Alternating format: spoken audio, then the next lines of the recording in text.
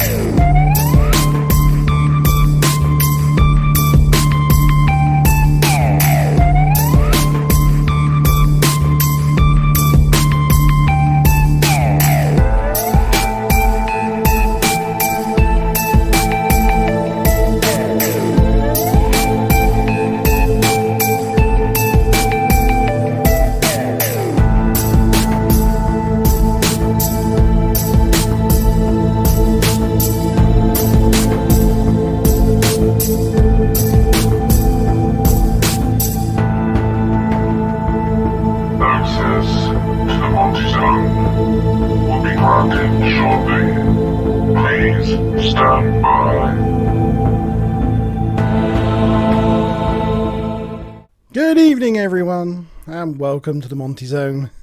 With me, Monte Man, believe it or not, my co-host Mazin with Bob, and my main co-host GStar. Good evening, everyone.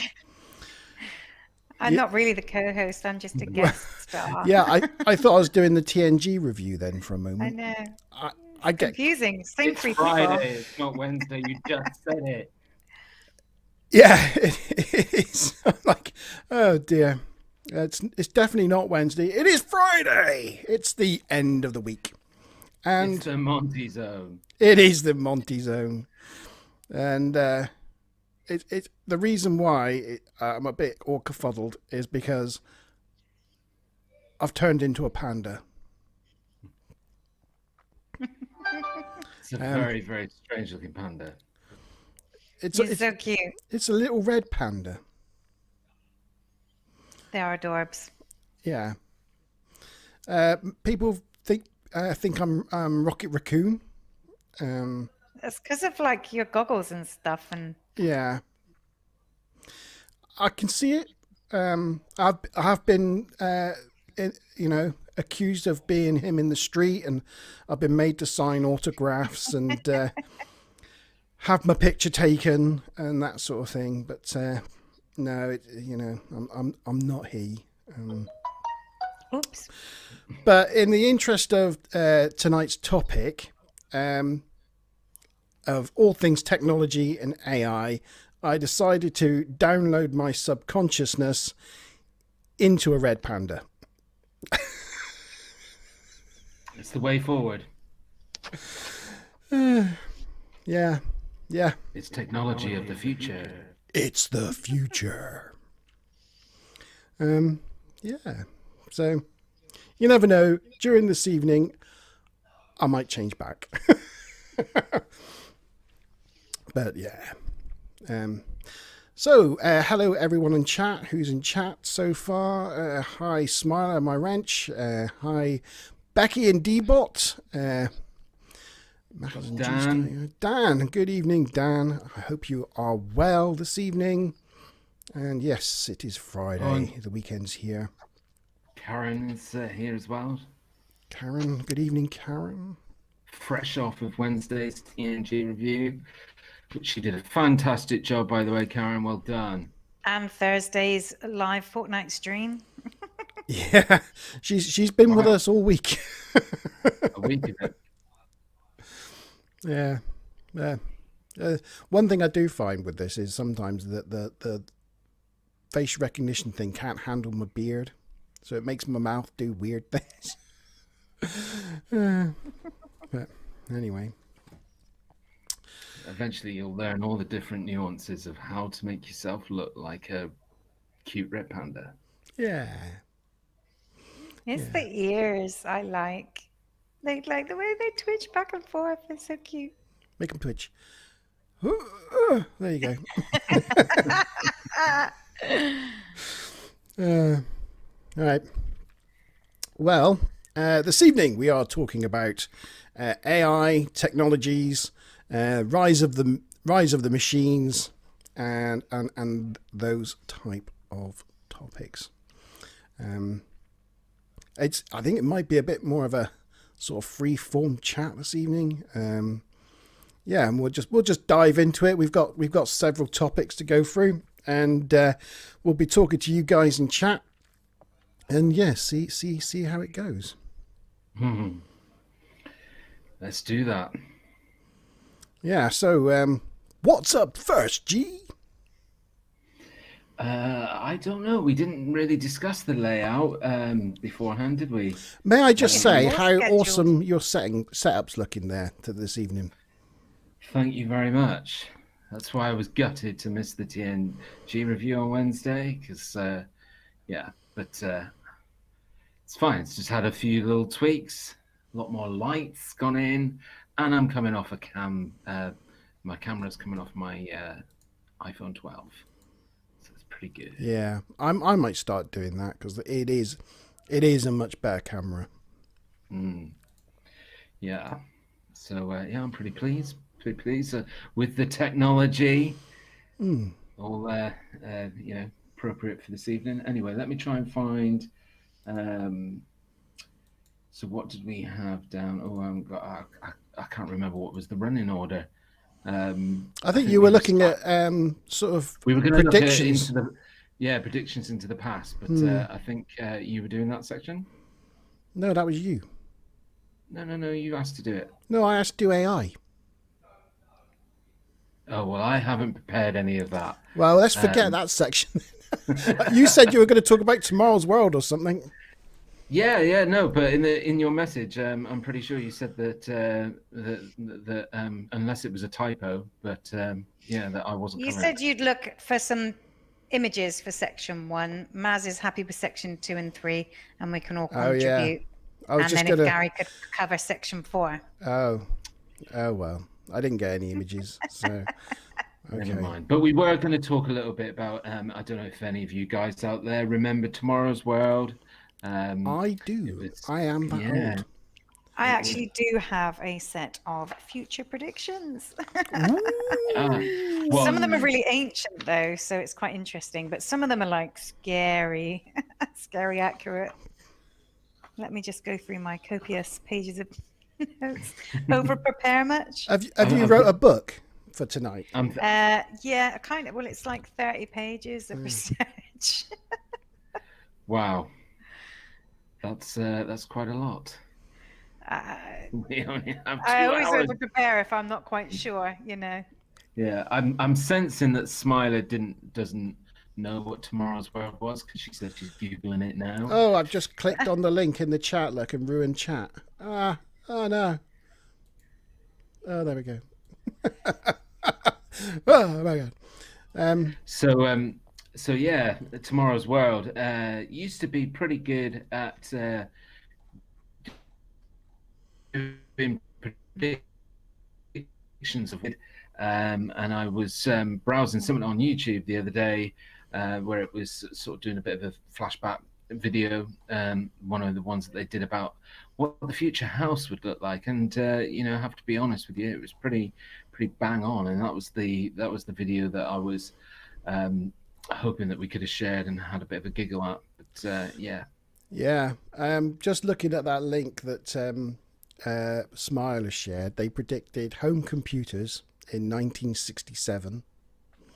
They predicted ATM chip and pin cards in 1969. Kraftwerk? I'm not sure what that is. What's Kraftwerk? Oh, electric music, basically. Electric pop music. In 1974. Mobile phones in 1979. That's crazy. Yeah, and it's weird how, like, you know, from the original series Star Trek, the communicators on there sort of ended up being quite similar to the old flip mobile phones. So that was around about the same time. I would have thought if it was 1979. But just to explain to everybody why we're taking this a little bit of memory trip, because I think, you know, later on in the show we're going to be talking a lot about what scientists and information tells us now about what we're looking at in the future, in the next sort of, you know, 50 years, 100 years, and so on. So it's reasonable to look at how good are we in general guessing our future. So that's why we're doing this bit. But yeah, were any of those links any good then? Yeah, well, it's just to clips of Tomorrow's World episodes. For example, Can you not play them because of licensing? Or? well, I'm not sure. I'm not sure, to be honest. I don't really want to risk it. Well, anyway, you had some predictions as well, didn't you, Maz? Yeah, I mean, some of these are quite ancient, actually. So, for example, I mean, quite a few of them are related to Jules Verne, but, you know, in 1903, he talked about these metal-hulled warships on land that would, you know, be able to move around and, you know, fire projectiles at people, which were essentially tanks. So that was quite, you know, before its time. They've got 3D printers here as being a form of transporter, but obviously it's not exactly a form of transporter, but I find the idea of 3D printers really interesting.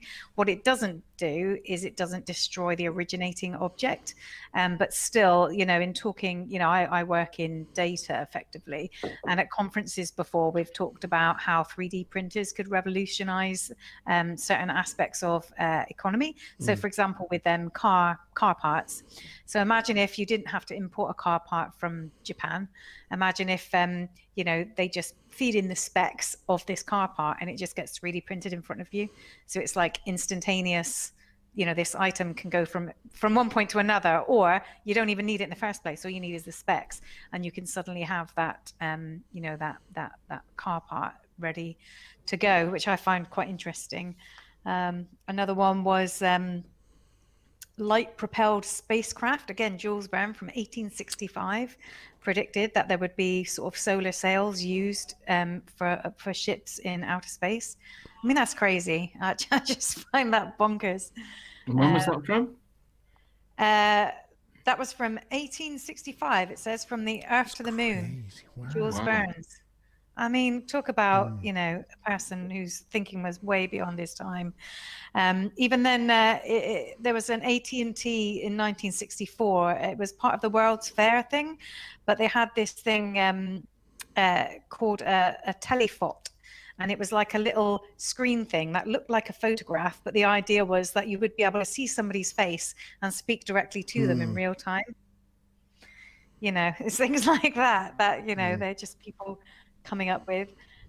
This was like an opposite way roundy. Well, actually, it's not opposite way roundy, but it's something that was more recent, I guess, like the Dominion in Star Trek with the little headsets they wear, where it's like a VR headset. Oh, like the Google see, Glass, like ship the and ocular stuff. things. Exactly, Yeah. like Google Glasses and that kind of thing. Yeah. Yeah. This one's really interesting. So this is a little bit of trivia for people.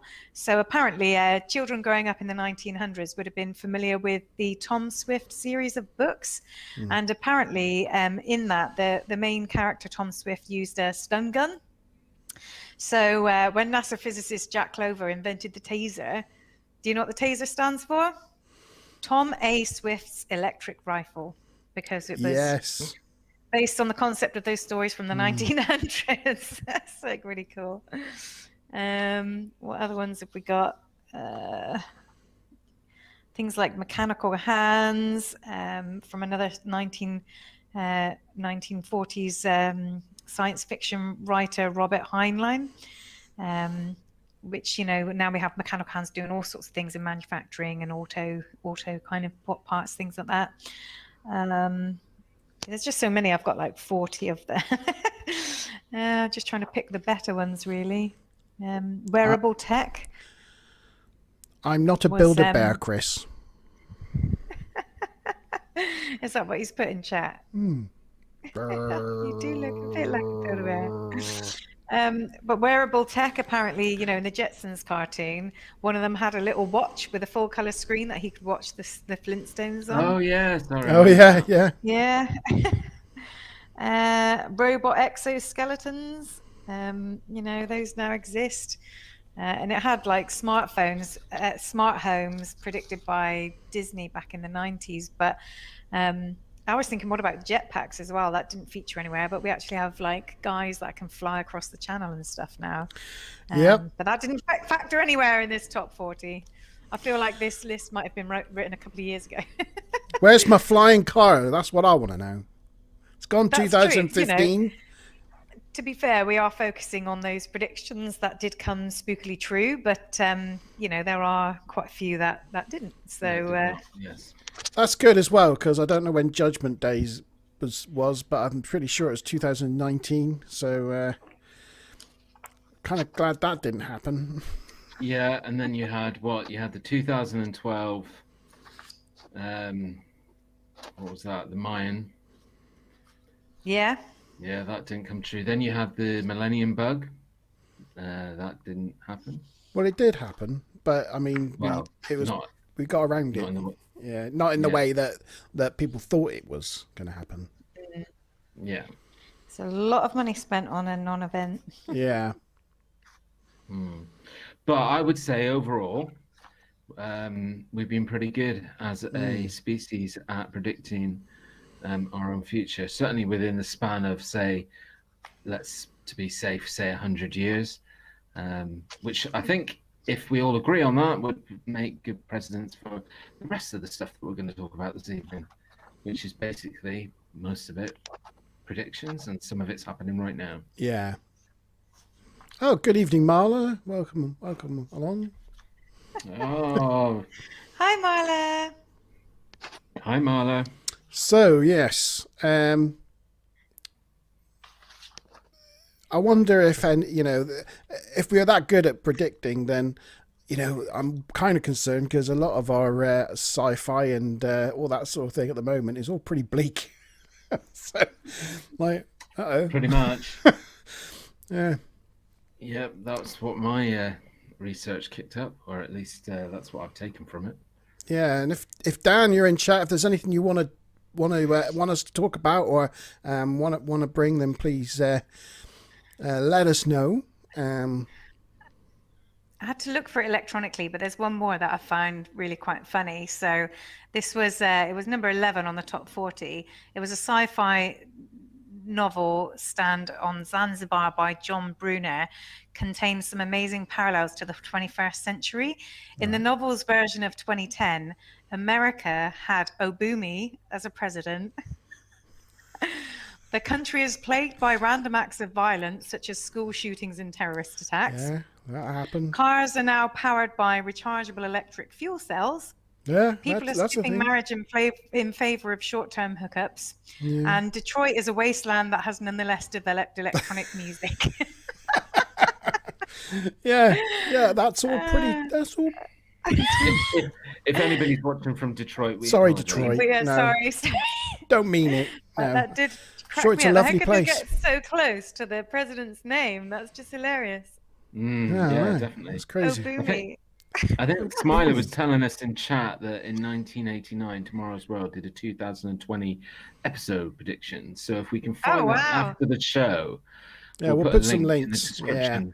Yeah. So you guys can watch that. But it's interesting just to see we are pretty good at guessing where things are going to go and how they're going to play out a lot of the time, I think. So I was going to go in and do a bit about AI. Artificial intelligence. It's quite. I mean, it's a complicated subject. I haven't mentioned this on stream before, but in my work life in my trade, I'm actually a software engineer, or was a software engineer. Panda. A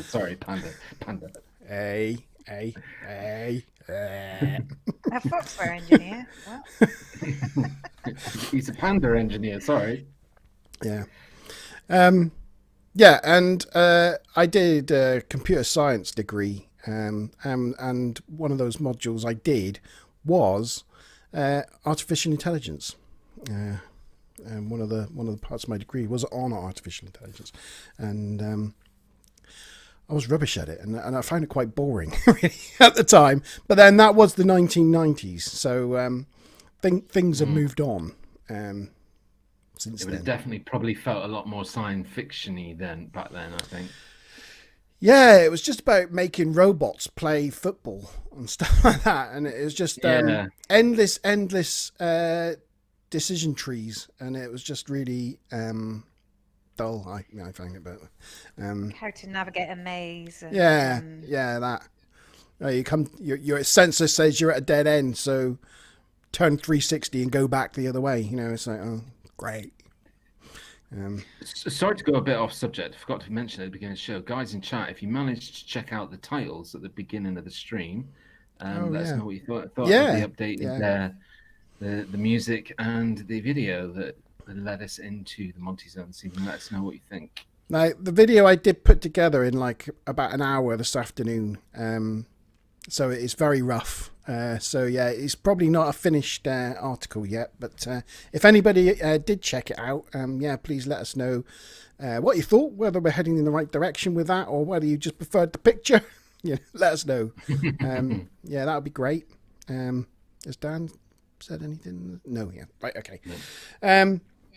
So at the moment, it's gone on a little bit from what I learned at university, and just allowing just a smidge a robot navigate a maze. But what we still have at the moment is what they call passive AI, for the most part. And passive AI is the type of AI you have behind things like Google search or Netflix or Amazon Prime and things like that.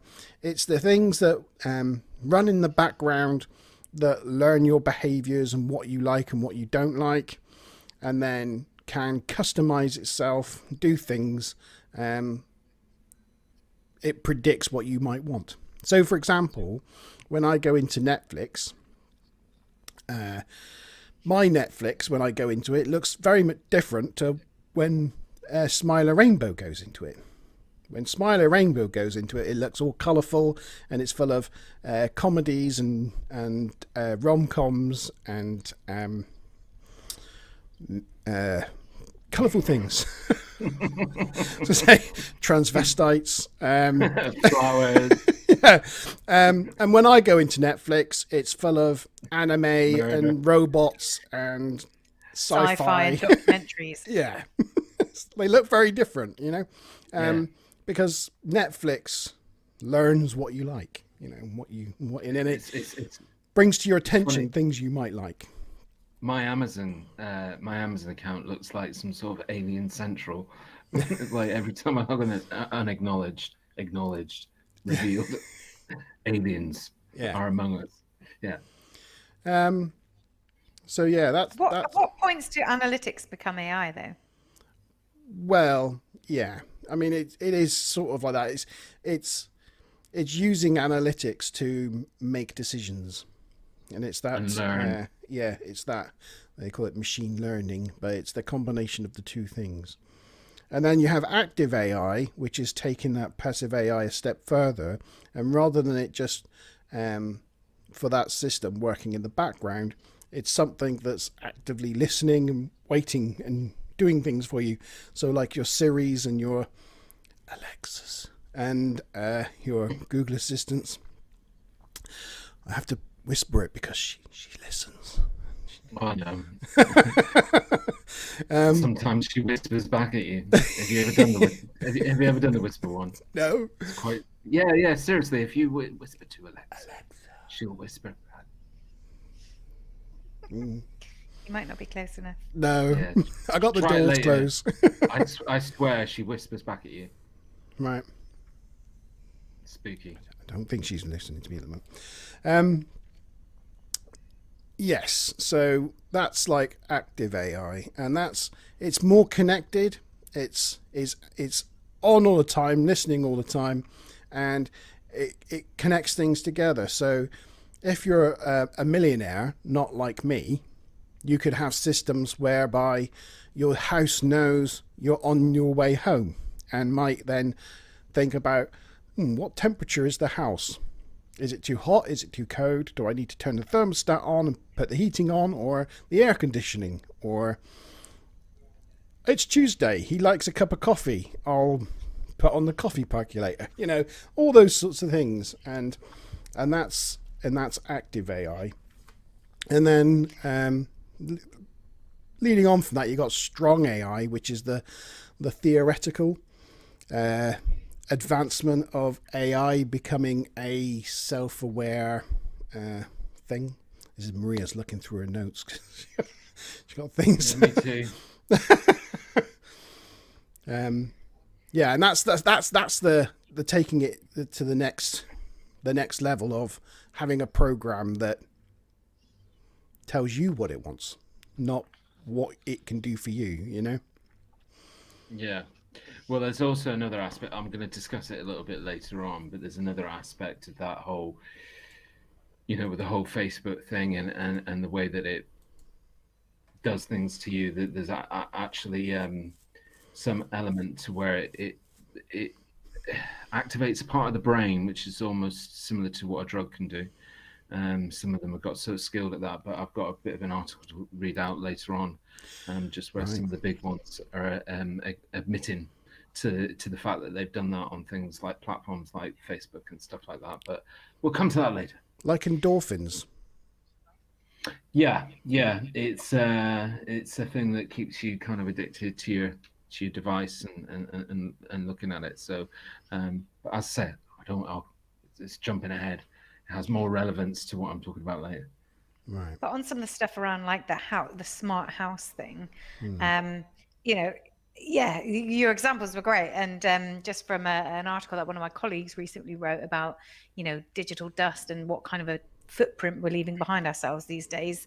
There are things like smart fridges, now, like, it detects what you take out, it can reorder things for you, or it can give you advice on nutritional, content, that kind of thing. And, your cars now, with smart cars, with GPS tracking, driver behavior tracking, there's incentives, insurance wise, to have these kinds of things installed. But also, what if you don't drive safely? Would that be to your detriment? Does that mean your premiums will go up?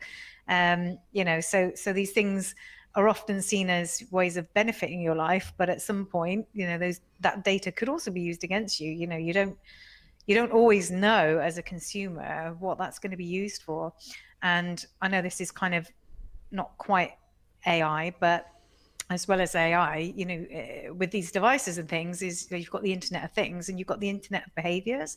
So this is where your device is not only connected to the Internet, is not only feeding back things, but then it's actually trying to manipulate you and your behavior and make you do things, which can be for the greater good. So, for example, with the pandemic, this was a massive thing where technology was used to track where people are going and to try and encourage them not to travel during the pandemic, to, sort of the track and trace stuff and various GPS tracking things that, the Office of National Statistics used genuinely for the public good, which is a legitimate, in terms of data protection law, is a legitimate use of data, even if you didn't consent to having it used that way. So, it's just interesting to think about those things, and that, not only is it there to serve you, but it might be influencing your behaviors. The whole Facebook political influence thing is like another element of that, I guess. So, yeah. Yeah, that's kind of what I was going to lead on to was, it's great. Netflix does show me all these sci-fi things I like to watch, and I do like to watch them, but it means I'm missing out on other experiences, and it leads me to just staying in my lane. They're not trying to broaden your horizons at all, are they? No, and I think that's and that's happening across the board with things like news and things like that. And I think it's causing our political divide to grow, because people on the left get their left news and the people on the right get their right news. And now, because everything's targeted to what they want to read and hear, exactly. they don't start sharing ideas, and they become more polarized in their opinions. Absolutely. That's a definite, downside, big threat, to our future and even our present. Sorry to use you as an example, G, but as a really good example of this is how G became really distressed about Facebook and how it kept showing him images of animal abuse. Now, I have never seen an image of animal abuse on Facebook, but probably at some point somebody forwarded something to you, G, that you commented on or reacted to. And because you did that, regardless of the content, it was picked up. The fact that you had showed some interest in that kind of content, and therefore that kind of content started being channeled to you, and you found it really distressing, and it kept happening, and then you left Facebook. I mean, that's an example of how this I'm kind back now, of thing. I'm back. Yeah, I know you're back now, but that's Monte an example of how this kind of thing, you can click on one thing that's undesirable, and the next thing you know, you're being bombarded with really unwanted content that's, not only unwanted, like as in unwanted ads, but is emotionally distressing. And how do you stop that from coming to you? Yeah. I'm concerned about I don't want to be seeing animal abuse. I know, like, oh God, the stuff Gary was saying, I was like, I've never seen anything like that on Facebook. But it's probably because you did something or clicked something or showed that you hated, even a reaction, any reaction, even a hateful reaction to something, shows that you interacted with that kind of content, which is just awful. Yeah. I mean, admittedly, probably what it's connected to is I've watched videos in the past where it sort of shows animals that were, found in a bad way and stray, and then somebody brought them back to health, and then it's a really happy story that they're well again, and they go on to live a healthy life. However, obviously it starts with the distressing images at the beginning, and it's obviously connected from that animal sort of thing. But yeah, you're right, and it can have really bad. There was things like I've got to say, like the last 4 years, I've been bombarded with Trump material, like absolutely everything. Whether it's Probably hated a few things about Trump. and whether it's for or against the whole, existence of that idiot, I was absolutely bombarded with it, and but there are things that you can do if you teach yourself to actually reverse some of the issue and go into your kind of settings and change things. But yeah, you have to teach. You have to learn. make sure that all of your privacy settings are set to no targeted ads. It means you'll just get generalized content. It also means you won't see the things that you're interested in, like, sci-fi or documentaries, whatever. But it means that you can stop seeing things that you're not interested in that you might have accidentally clicked on at some point. So I just wanted to mention something while Mark was talking about Netflix and things like that and stuff. Again, it's something I'm going to sort of touch on a little bit later. Not exactly the same thing, but I find it funny as well, the way the whole way in which we're integrated to smart devices and programs like that, and just the hours spent swiping on like things like Netflix or Amazon, because you've got so much content at your finger, you kind of end up watching nothing but just swiping through. Like I sometimes find, I think that's lately why I've become more of a fan of YouTube, because it's almost just like one channel but lots of different choices. But I can find myself for an hour browsing through Netflix and never actually end up watching anything, just browsing and watching trailers for things. And I can't remember what it's called, but it's actually a condition where it's like it's like this swipe mentality that is building its way into our existence, just because of how we use those devices. Yes. I just realised that when I itch my beard, it makes my face go all funny. It kind of... Go on, do it. Do it.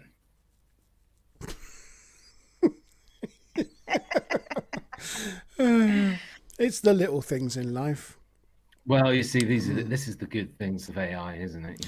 The cuteness. Yeah. I mean, this has implications as well, because okay, this is just a little game, like a little app, which is kind of fun.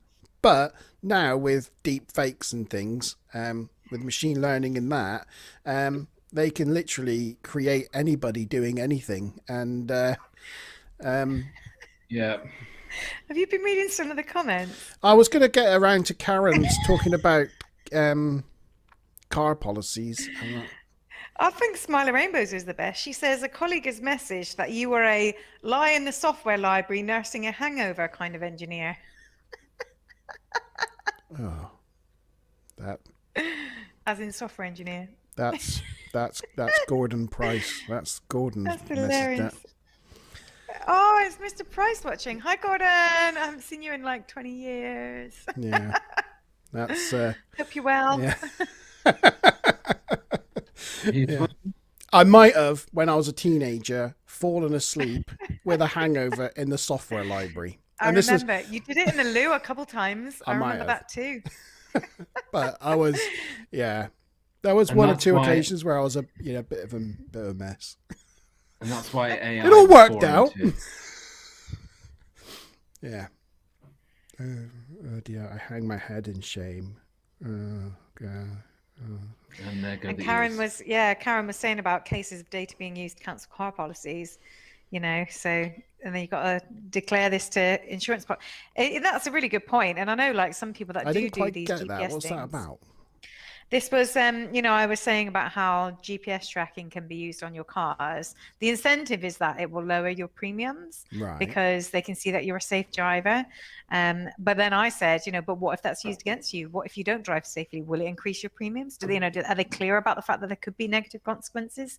And, Karen kind of confirmed that by saying there's cases where data is used to cancel people's car insurance policies because they haven't driven safely, and then they have to then declare that to every future insurance provider. Right. I think often what it will come with is they do these things on cars where you can put like speed limiters, for example. So they're kind of tracked, but they're also controlled. I know people that have done that when they, like, say, parents that let their teenage son use their car, Mm. they put like a speed limiter thing on it. Yeah. So It's quite popular now. you know, that can lower premiums. Mm. Whether or not that does GPS tracking, I'm not sure. But you know, there is I don't know where I've got this actually. What was he called? Somebody Brown, Joshua Brown, in 2016 was the first kind of fatality from a smart car incident crash. Right. You know, where it was one of these, you know, self-driving cars effectively. And, you know, quite rightly, Tesla say you're still supposed to keep your hands on the, you know, you're still supposed to remain alert. You're not just supposed to go to sleep or something, you know. But eyewitnesses said that he was apparently watching a Harry Potter film. And apparently is the smart computer. There was like a kind of quite a bright skyline and a big white van, and it sort of saw the panel of white and thought it was part of this white sort of looking skyline. So it didn't distinguish somehow between the distance and the you know, the near sight, and plowed into the side of a van. What can happen also with these is they can follow the car in front, and that's all fine. But then if there's like an accident up ahead or an obstruction in the road, if that car in front then dodges out the way, that the self-drive doesn't have enough time to react to that sudden instant barrier up in front. And it'll just plow into it. So that's why you got to be aware, you know. I would say that's where we are now, but you know, you imagine where the technology for it is going to be in 20 years' time. Yeah, Mr. Price waves at me. I got to wave at Mr. Price. Hang on, there you go. Hello, Gordon. Oh, look at your little hand. Hello. Oh, I haven't seen your hand. Have you not? Boy, that's so cute. Oh. Put your hands up. Put your hands up. Oh, put my hands in the air. Put my hands up like in the air. Yeah. Oh my God, that is like the cutest thing I've ever seen on telly. Am I missing something on chat? Oh yeah, I am. My chat wasn't up live. Oh, there you go. There you go. Yeah, and then I think the next thing for AI is the things that go along with it. So to make it effective, you got the machine learning and that's growing and becoming more, but you gotta marry that with other things like image recognition. So you got your AI, but how does your brain see? How does it get those inputs, you know? And if you want it to be like a person and things, it needs to be able to see. So you need to have image recognition that works like a human eye and can, you know, take that image, or, you know, you need the brain power behind it to go, if I hold up a card of a balloon, that it goes, that's a balloon, you know. And then that software, it has a lot of potential applications like mass surveillance and things like that. And it's used quite a lot in like factories, you know, to look for defect things on the production line, you know, because that thing looks like the right thing, that looks like the right thing, oh no, that one doesn't look right, you know. So but it's so interesting that image recognition in a mathematical or a pattern matching form is excellently done by computers, you know, like facial rec and fingerprint scanning and all that kind of stuff is exactly what computers are absolutely excellent at. But when it comes to, you know, cognitive visual interpretation, they just can't do it. That's why when you have the whole I am not a bot thing, it's like in all these images, which one is a bicycle? You know, that kind of thing. Yeah. That kind of simple thing where you've got different images, blurry images, you know, a whole mess of crap that like a computer just has really no idea what to do with. A human brain can easily spot what the thing is. Yeah. And even then with a human brain, sometimes you're like, do they mean that traffic light or that traffic? You're not even sure half the time, but they still know how normal people respond to that, which is probably not how a computer responds to that. I may be wrong. It's a shame we haven't got a video of it because I know that they're out there. But I don't know if you guys have ever seen the lady's head that they've, the robot that they've made. That's a lady's head, and she can have a conversation with you. Have you seen There's that? all sorts of different variations of that sort of thing. Yeah, there's quite a popular one though, and I think that they've integrated already some level of so she can see what kind of gesture you've got on your face, like whether you're sad, whether you need cheering up. But the reason why I say it's a shame we haven't got a video because I'm pretty sure I'm not 100% on this again. I don't know if it was on GMTV. But there was some program where they were featuring her on, and somebody asked her a question, and she said something about how she wanted to destroy humanity. And, Yeah. it became a really big thing in the press that already that in these first stages of trying to create an AI and this intelligence that can talk back to you and adapt and everything. That one of the things it first accidentally said is that it wants to destroy humanity. It'd be great if we had a video of it though. Have not heard about that, to be fair. I'll try and share it in the. I'll find it after the show and then share it in the description. But yeah. Yeah, I think there was maybe Gordon or Dan will know in chat. There was an AI that they did plug into the internet, and that got quite dark, and they had to unplug it because just people talk crap on the internet. So it became very quickly very alt-right and that sort of thing, just because of the confrontational. Yeah, it just became very very not good. But I'll be I'll be going into it a little bit later in my section. Yeah. So just the last few things is you got to saying that, G. Just talk about stuff. Feel free to talk about stuff.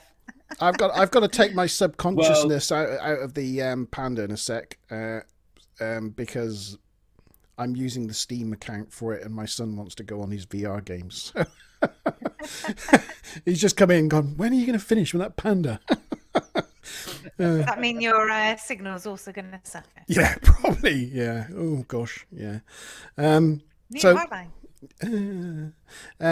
Just to finish these things off, machine learning, image recognition. It needs to have an avatar. So we talked about having like a face or and right now we've got like deep fakes and digital avatars, but you got that whole uncanny valley thing when we deal with simulated things that look like people or watch it. If it's not right, then it really puts us off, and you get that sort of whether it be in the way they speak or the way they look. If it's human enough to look human, but your subconscious knows it's not human, it's off-putting. And the only other thing I was going to say was taking that avatar thing from digital to the real life and robotics and going straight to Terminator 2 Judgment Day. That's the whole thing at the moment, is like building a robot that can act and works like a human, can walk, can move, can gesture, can do all those things. And that's had a lot of practical applications as well for like people with disabilities and things that are, I was watching a documentary a few days ago about a rock climber who lost his legs in a rock climbing accident and then turned his life into, searching for building himself a better pair of legs so he can regain his full motion, and the journey he went on. It's really interesting. But it's amazing what they can do with robotics now, and to think where that's going to go in the future. So then you marry up the sort of robotic side and the machine learning and the AI side, and putting all that together, you think that it's going to grow fast. I think this area. Well, I think what we see right now is going to it's going to as you you probably show us in a bit some that animation, but it's going to grow exponentially. Yeah, I mean, just building on that AI thing, I guess, I to be fair, from what I've, researched, the people who work in AI have a lot of skepticism about this whole, computers will want to destroy humanity kind of concept, because they say, no matter what science fiction tells you, it's really hard to actually try and force any kind of intelligence into a machine. You can make it do calculations and stuff, and you can make it do, do things based on analytics, but that's not like real intelligence. That's not like having an opinion, which is where these things about, I want to destroy humanity, like that seems, from everything I've read, like really odd and far-fetched. Like perhaps somebody put that in there as a joke or something. But what I find interesting is where, a lot of AI is about it interacting with humans and doing stuff for us or against us or whatever.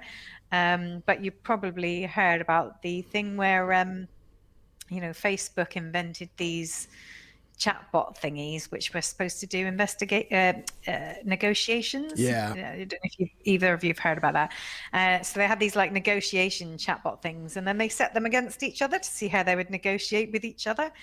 And very quickly, these two, like literally almost instantaneously, these two chatbot thingies developed their own language and started speaking in a way that the people doing the experiment had no idea what they were going on about. And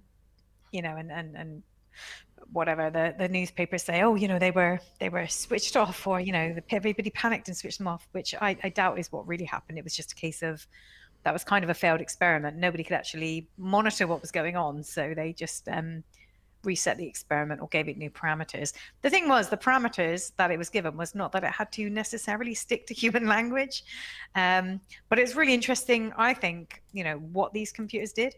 So this is just a small excerpt. So they were supposed to be negotiating on like hats and balls, and if I give you 2 of these, you give me 3 of those, that kind of thing. And what they ended up saying were things like Alice, they were called Alice and Bob, or A and B. Alice said, balls, I have a ball to me, to me, to me, to me, to me, to me, to me. And Bob said, I can, I, everything else. And then Alice says, balls have a ball to me, to me, to me.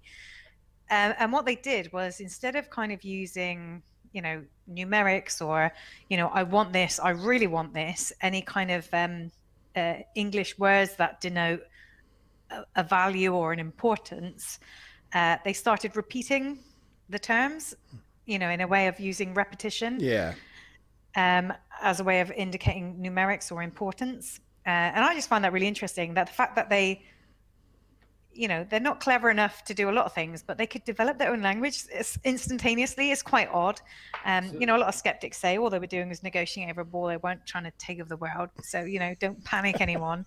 But even the fact that they did that, the fact that they were talking to each other in their own language, I think is really cool as a concept. But of course, the humans, they had no idea what they were doing or saying. There's theories about what they were saying and what they were trying to negotiate, but it could have been that they were just repeating things back and forth and weren't understanding each other. You don't actually know, because it's theoretical. But yeah, that was quite a cool example, and I think that's where the interesting things happen, is where it's not just an Alexa listening to you, of which I've got a whole bunch of privacy concerns about. Maybe we could talk about in the last topic, but it's about when computers start talking to computers, I think, is where it becomes interesting, and where things can potentially get recursive. So, for example, if you had a really intelligent person working with another really intelligent person, they can come up with a better idea. But if you had a really intelligent robot working with another really intelligent robot, they could exchange information so quickly with each other. They could literally each know everything each other knows within probably a few hours or something, or depending on the speed of your data transfers. And then they would both know everything that each other knows, and then they could then improve. And it's that idea of having some kind of AI that can do recursive improvements to itself, and then each time it does that improvement, it will be able to improve faster and faster. And it's that idea that things can accelerate in that way because of that recursion, and having that kind of intelligence, and then being able to link to other computers that can do the same. That's where the idea of like a technological singularity comes in, whereby you have sort of these super intelligent entities, computers, robots, whatever they might be, which by far exceed any human intelligence, which is clearly nowhere near where we are today. But there are interesting trends around things like where we are on our technological growth, and how for many tens of thousands or billions of years, whatever, a lot of millions of years, we were kind of like this. It was flat, and then kind of a few thousand years ago, whatever, like you've got like Egyptian civilizations and things, and then within the last 100 years, obviously, we've gone from technologically some crazy acceleration. So so it's thinking about that. What happens if that curve continues, and at what point will our advancements outpace the way that we can adapt as a society, as families, as an economy, and as kind of countries, sovereignties, that kind of thing. Well, I can jump in with something that was again going to be something I was going to cover later on, but I'll just mention it now. Can I change my skin? Yeah. Did you know I could do this? Yeah, I saw your tongue poke out earlier. I was like, how did he do that? I can touch my nose. Oh, that's so cute. So I could blow my cheeks out as well. Actually, before I go through this, just because we've got a lot of people, or quite a few people on chat, just drop into the chat box, guys, what your thoughts are on artificial intelligence. Is it something that we should nurture, or is it something that's a little bit more scary? So is it a good thing, or is it a scary thing? So put in the chat whether you think it's good or whether it's scary. But what I was going to say is in 2016... you guys carry on for a moment. In Oxford, in England, there was a meeting of scientists from around the globe. I don't know exactly.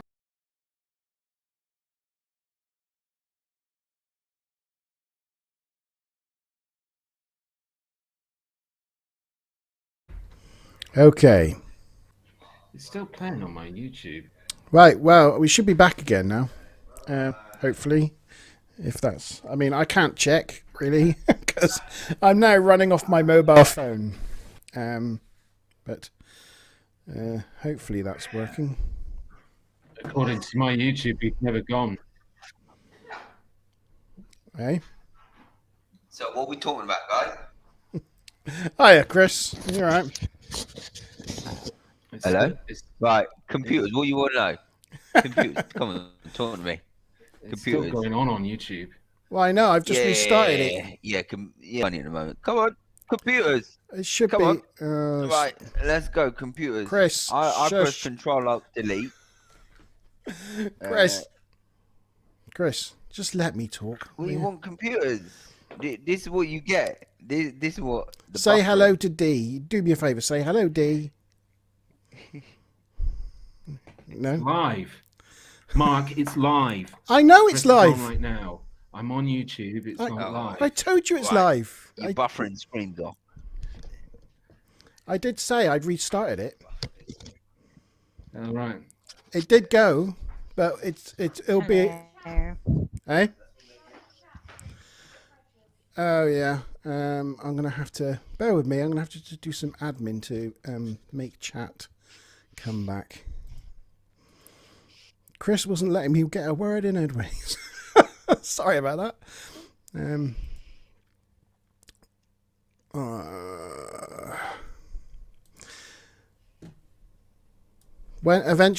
my router reboots, I might try to go back over to my router because it's not working very well off my phone. I think it's the conversation, I think the technology powers don't like us lifting the lid on this stuff.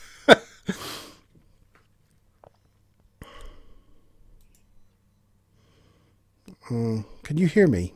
Probing where we shouldn't probe. I don't think Maria can hear me. I think it's because you either need a hard line or to switch to BT. No, my router has I can gone. hear you. We have no internet in the house. Yes, so I said so I said you either need a hard line or you need to switch to BT. Yeah. You did say you were going to switch to BT quite a few months back as well. Well, no, but then they improved my connection, and so everything was good. But it's got worse again now. Except this is multiple nights this week where I know. your whole house has dropped out. I don't know how to fix this bit. Or do it all off your phone. Well, it's all right, but Bypass your internet provider. The phone's not working very well. See, guys, if you've tuned back in, this is the threat of technology. Yeah, this is it. This is the thing. It just doesn't work the way that they pen it to in films, No. media and TV. Yeah, yeah, I don't know. Our Wi-Fi died. Yeah, the Wi-Fi did. I wonder how long we were talking for there before it went out. I might go and check. Did you see where I said I was going to swap my... About 15 seconds we went offline for. When I said I was going to change my... we were still live for quite a while when it just doesn't work the way that they pen it to. Oh, that's you. I can hear you. Are we back on now? We've been back on. I've been trying to say... Sorry, I didn't even know we were back on. I was trying to tell Chris that when he was rabbiting on. I was like, we are live. I have got to put it back live. But yeah, nobody was listening to me. Yes. So to be yes. fair, you are like every other word is missing from what you're saying, so it's a bit hard to know what you're saying. It seems like there might be a delay between what I'm saying and what you're hearing. Yeah, hopefully Smiler can tell me when the Wi-Fi is back In fact, up. I can hear what I'm saying in your headphones about 3 seconds later. You can hear yourself. Should we tune back in later? Should we Well, I'm just waiting for... should we take off the stream and take the stream back up again in a bit? We could do. I mean, I don't... if you can't hear me, then yeah, we might have to, because it's just not working very well off my phone. I think it's because my room here is at the back of the house, and so it doesn't have very good reception. We'll carry on. Oh, the stream's okay, says Smiler. So that's comforting. But yeah, Smiler, if you let me know when the router's if you just let me know when. Can anybody just tell us where we got to before it died? Yeah, Rob's already told us that I was talking about the meeting with the scientists in Oxford. Right, okay. That took place in 2016. 1 in 5 of the scientists stated they believe that we're going to destroy ourselves before 2100 if we continue to go the way that we are going and how we're managing technology and its advancement and its uses. And I was saying that, the scientists are quite divided when you're like the mainstream scientists that you hear from in the media. Elon Musk, for one, massively thinks AI is a threat, massively believes in, the idea of a technological singularity whereby AI will progress too quickly for human race to be able to cope with. And another one, in fact, because you said you were going to say some stuff about Elon Musk later, but another one is... Stephen Hawking was another one that, massively subscribed to that. So, yeah. But there are a lot of, other scientists who say it's completely implausible. There are AI specialists, especially, who say, even if you're a scientist, until you've worked with AI, until you really know a load about it, you can't really comment. And, most of a lot of that, what I've seen about the people that claim that could never happen are people that work with AI, and they say, well, effectively, we know best, which I get, and and I can understand anybody, not understanding something, maybe jumping to a conclusion. But to me, somebody who knows lots about guns might not see them as a threat because they know so much about them. But to me, that doesn't make them any less dangerous. Yeah, exactly. And also it's about the danger that you perceive as well, because a lot of the time when you talk about this subject matter, we've joked about it a few times this evening and said things like Skynet, Terminator. There's lots of different ways in which AI and the development of advanced technologies can damage and hurt us, not just in the Hollywood versions of it. Again, just things about how technology is changing the way in which we live and how we operate, and how that can have biological impact on us in terms of how we choose to evolve. And obviously a lot of those are very, probably, going to happen over 100 or thousands of years. But probably not, because again, I think you were mentioning it off air, that curve. I can't remember the expedient. Is it expedient curve or exponential curve? So Yeah. I mean, I've got a demonstration of it, but effectively, they call it the technological singularity. So just to break that down for people, the idea of that is, we went through a lot of periods since humans first came to be. We went through many thousands of years where things were pretty much the same. 50,000? And then we started to develop some things, like farming or a wheel, basic agriculture, and then metalworks and that kind of thing, and then things sort of took off. And the point about exponentiality is that you kind of, even if you can see it on a curve, you almost don't see it coming. And the idea of the technological singularity is that as human beings, we can kind of adapt to things to a certain extent, and that is probably on a curve, but perhaps our abilities are going we for a long time, our intellect, if you think about people from a few hundred years ago, our intellect probably far surpassed the things we could actually do in the world. We thought burn and that kind of thing, thought about all these fantastical things that we had no way of actually instantiating in our lives. And now we're at a point where, in our technology and what we can do is getting kind of a bit more aligned. So we've gone from like this almost stage of disappointment in our reality versus all these things we can imagine, to actually now you can imagine things and you can make them happen. You can make them happen in a virtual reality world. You can, invent new things. There's all sorts of new things happening all the time. So we're getting past that level of disappointment. And I know this isn't, I've got a one that I'll share on the screen, but this is an example of a technical singularity, exponential versus linear. And we're kind of at this crux at the moment. Oops, it's all backwards, sorry. Here, where these two things are beginning to intersect, but the problem is what happens when one overtakes the other? What happens when our technical advancements perhaps outweigh our ability to imagine or our ability to adapt? And that can manifest in different ways. And AI is absolutely the key, the core one that most people think about. There are others, which I'll talk about in a minute.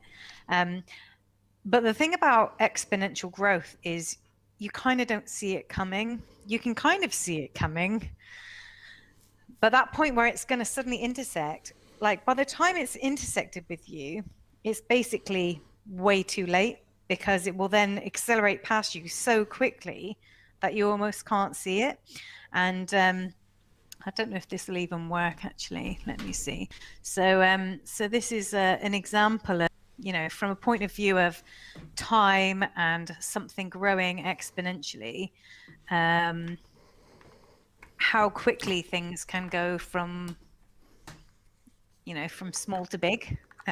Just to sort of explain how it can be. I don't know if, have I shared? I think I've shared. So you see these drips. This is showing exponentially over time from like the 60s, you know, through to like possibly. And this is, you know, obviously a finite bucket. You can make this bigger and go more into the future. But the point is, you go a whole bunch of time. It's not coming up on the stream. Oh, is it not? No, No. I've got a thing saying stop sharing, so I thought I was sharing. Here. No. Oh, now I'm sharing. I'm having Can you see ongoing it now? issues. Yeah.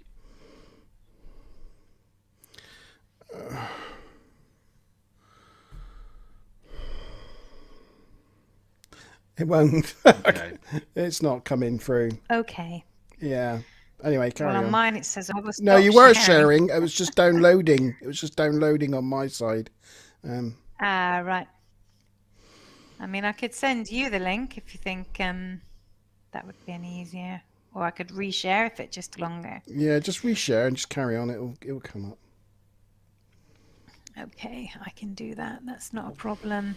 Whilst you're doing that, I was just going to butt in because I was saying to you earlier that I had a good sort of way of perceiving that curve that you were talking about for anybody who's still left with us watching. But so in the last, I took from source. So in the last 50 years, technology has increased its effectiveness by 1 trillion times. Now, a lot of the time when we say trillion, it's very hard for people to get their head round what a trillion is. We're used to hearing the words million. We're used to hearing the words billion, but trillion.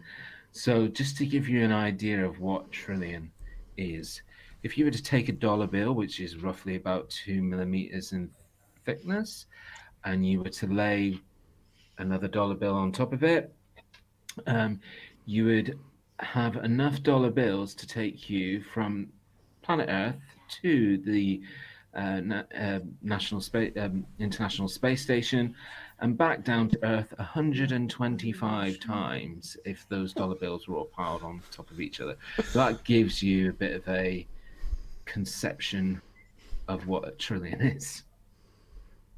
That was Anna. Very cool. And Anna wants to use how my phone. much technology has become effective over the last 10 years. And there's been a huge burst in the last 7 years. Yeah, it's like people, when I try to like get them to understand the difference between a million and a billion, I think it takes something like 17 can anybody days. see what I'm sharing yet? Yeah. Oh, can nobody hear me? Oh, you can see it now. Yeah. Nobody can hear me. I can hear you, Mark. You said Anna's trying to use your phone. No, I was just talking in. Yeah, we can hear you. Apparently, you just can't hear us. I can hear you. Anyway, I was just saying. Between us and Mark. Oh, yeah, I think that's what it is. Anyway, I was going to say, to get people to understand the difference between a million and a billion, I think it takes something like 17 days if you were counting one a second. Like 1, 2, 3. To count to a million takes something like 17 days, but to count to a billion takes something like 32 years. So that's like, the sort of magnitudes for when 17 days times a million, basically. Yes. Or no, 100,000. Yeah. Yeah. Well, anyway.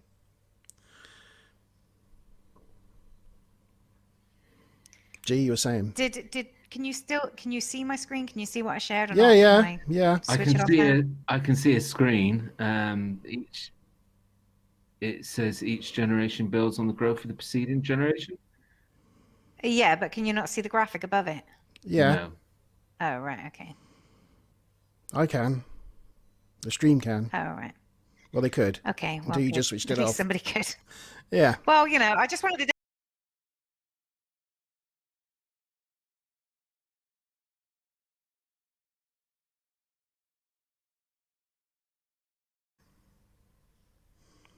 Right.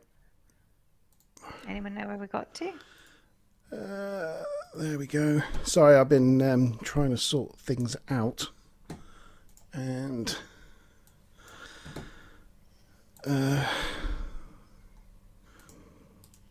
properties. Right, I think there we go. We're back live again. Yeah. And we're live now with the internet again. So hopefully things should be a bit better.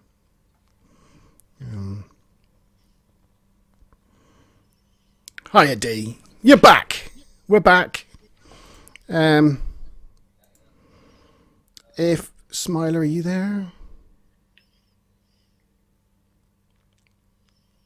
No, Smiler's not back. There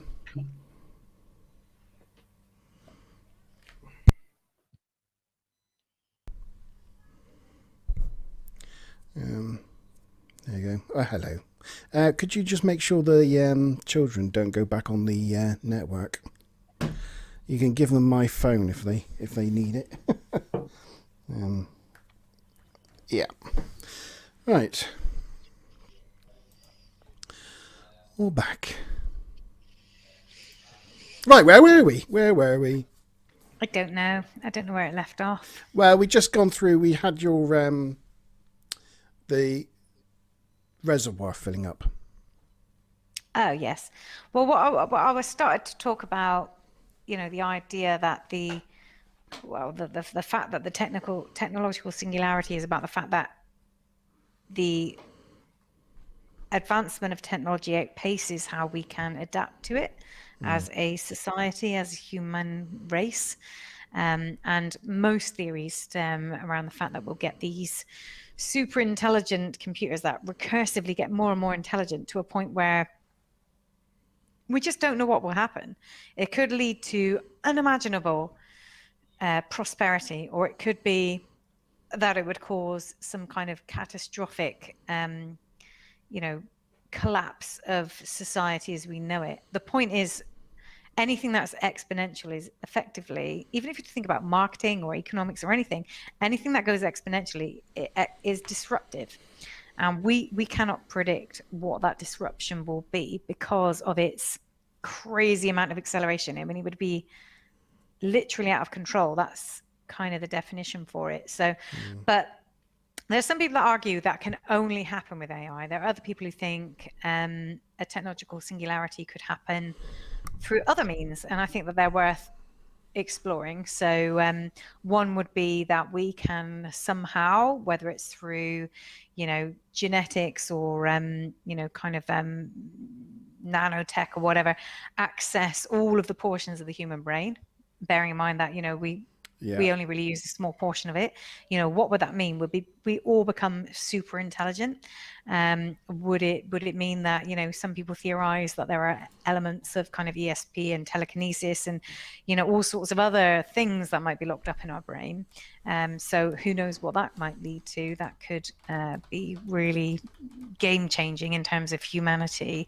And other theories around, genetic manipulation, that kind of thing. Nanotechnology, for example, for cell repair, leading to immortality. So what would that do? If suddenly everybody could become immortal, effectively, there would no longer be families.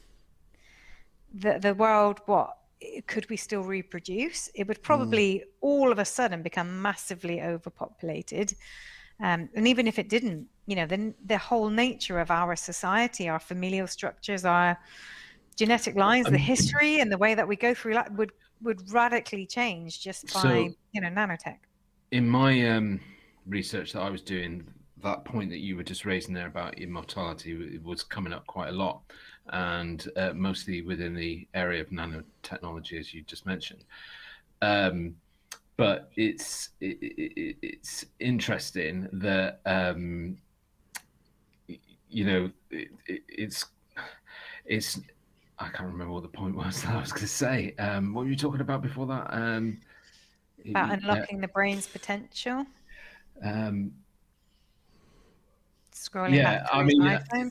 Yeah, it was. Which is actually going to bring me to a good point later on. But no, it was more that it was coming from a darker angle and the problems that it creates. And I think that then you could, what I mean by problems is societal ones. So there's that film with Matt Damon in it. I can't remember what it's called now.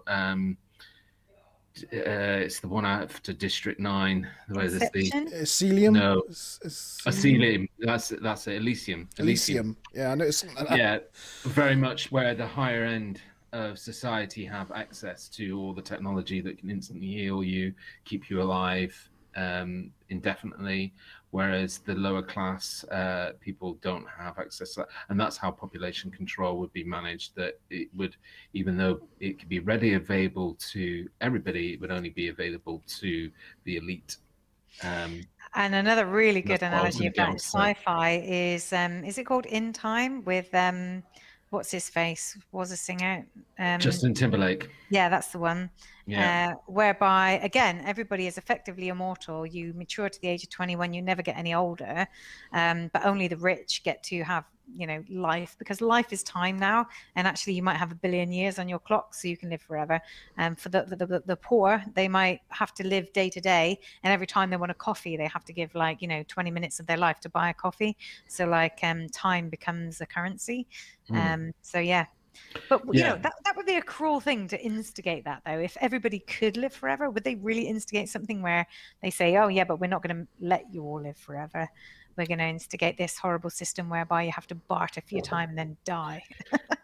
Well, it's like you say. I mean, the Elysium one I see as being more realistic in terms of how it would be managed. It's certainly a good way of showing how humanity could adapt to this kind of situation. Again, we're also going to have to go off this planet if humanity is going to survive. That's almost an indefinite, because, again, population increase is almost as fast as that technological increase, because once you start dealing with multiplication, like if you say to somebody, I'll give you 2 pence at the start of a month and every day I'll double that, what you would have at the end of the first month would be a lot more than what actually people would think, because of how multiplication works, and that's pretty much how population works. So we're going to have to go off planet. How exponential works. That's yeah. So we're going to have. That's a really interesting point, actually, because one of the things that I've noted is obviously technological advancement is exponential, but so is population. So we could say, well, I don't know. Are the things related or not related? Who knows? Are we technologically advancing just because technological advancements are exponential? Or is it because people are multiplying exponentially? Therefore, we've got that much more brain power that's being applied to the advancement of technology. It might be that technology itself isn't what's exponential. It's because it's people that are exponential, and that's actually the cause. So for example, not that this would ever happen, if we decided to regulate the planet's population, would that then regulate the or at least slow down the technological advancement, or are they unrelated? Who knows?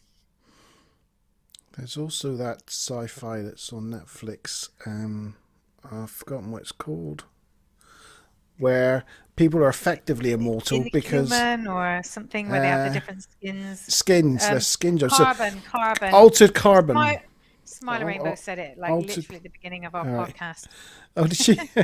Yeah, altered carbon. So what they do is they can download their consciousness or their brain pattern onto a chip, and they can implant that chip into another body, and so their brains are literally portable.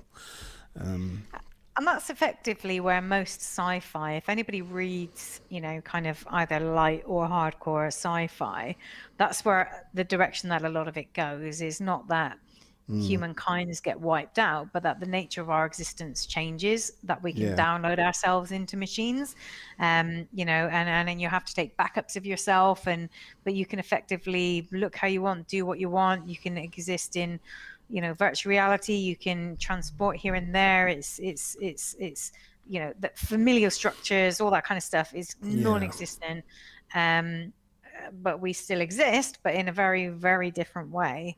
So I guess that's encouraging, and that we don't annihilate ourselves, but I don't know how appealing that kind of life is for most everyday people. I've just realized you're wrong, because you should be up there and you should be down there. That's how we started, yeah. That's better. The rose between two thorns, look. I know. I'm propping you up. Yeah. Ah! I quite like the way the picture that G chose has got like all like strands coming down to your box. That sounds rude. Oh, yeah, that Get did those not strands come out out, the get way. those strands out of your box. Well, Gee, what you doing? in my section where I was going to be discussing about the impact of technology on the planet and people, which I'd separated into two separate sections: Earth, the impacts of technology on Earth, and then onto people. Yeah, I know. I love my structure. But anyway, one of the things that I was going to start talking about on the section about the Earth and was climate change.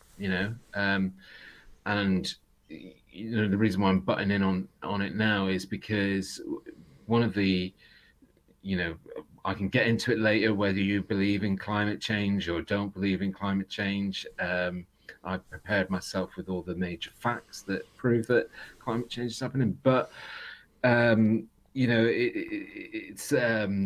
it's true to say that 97% of scientists believe in climate change. So if you're going to be scientific, you need to believe in climate change.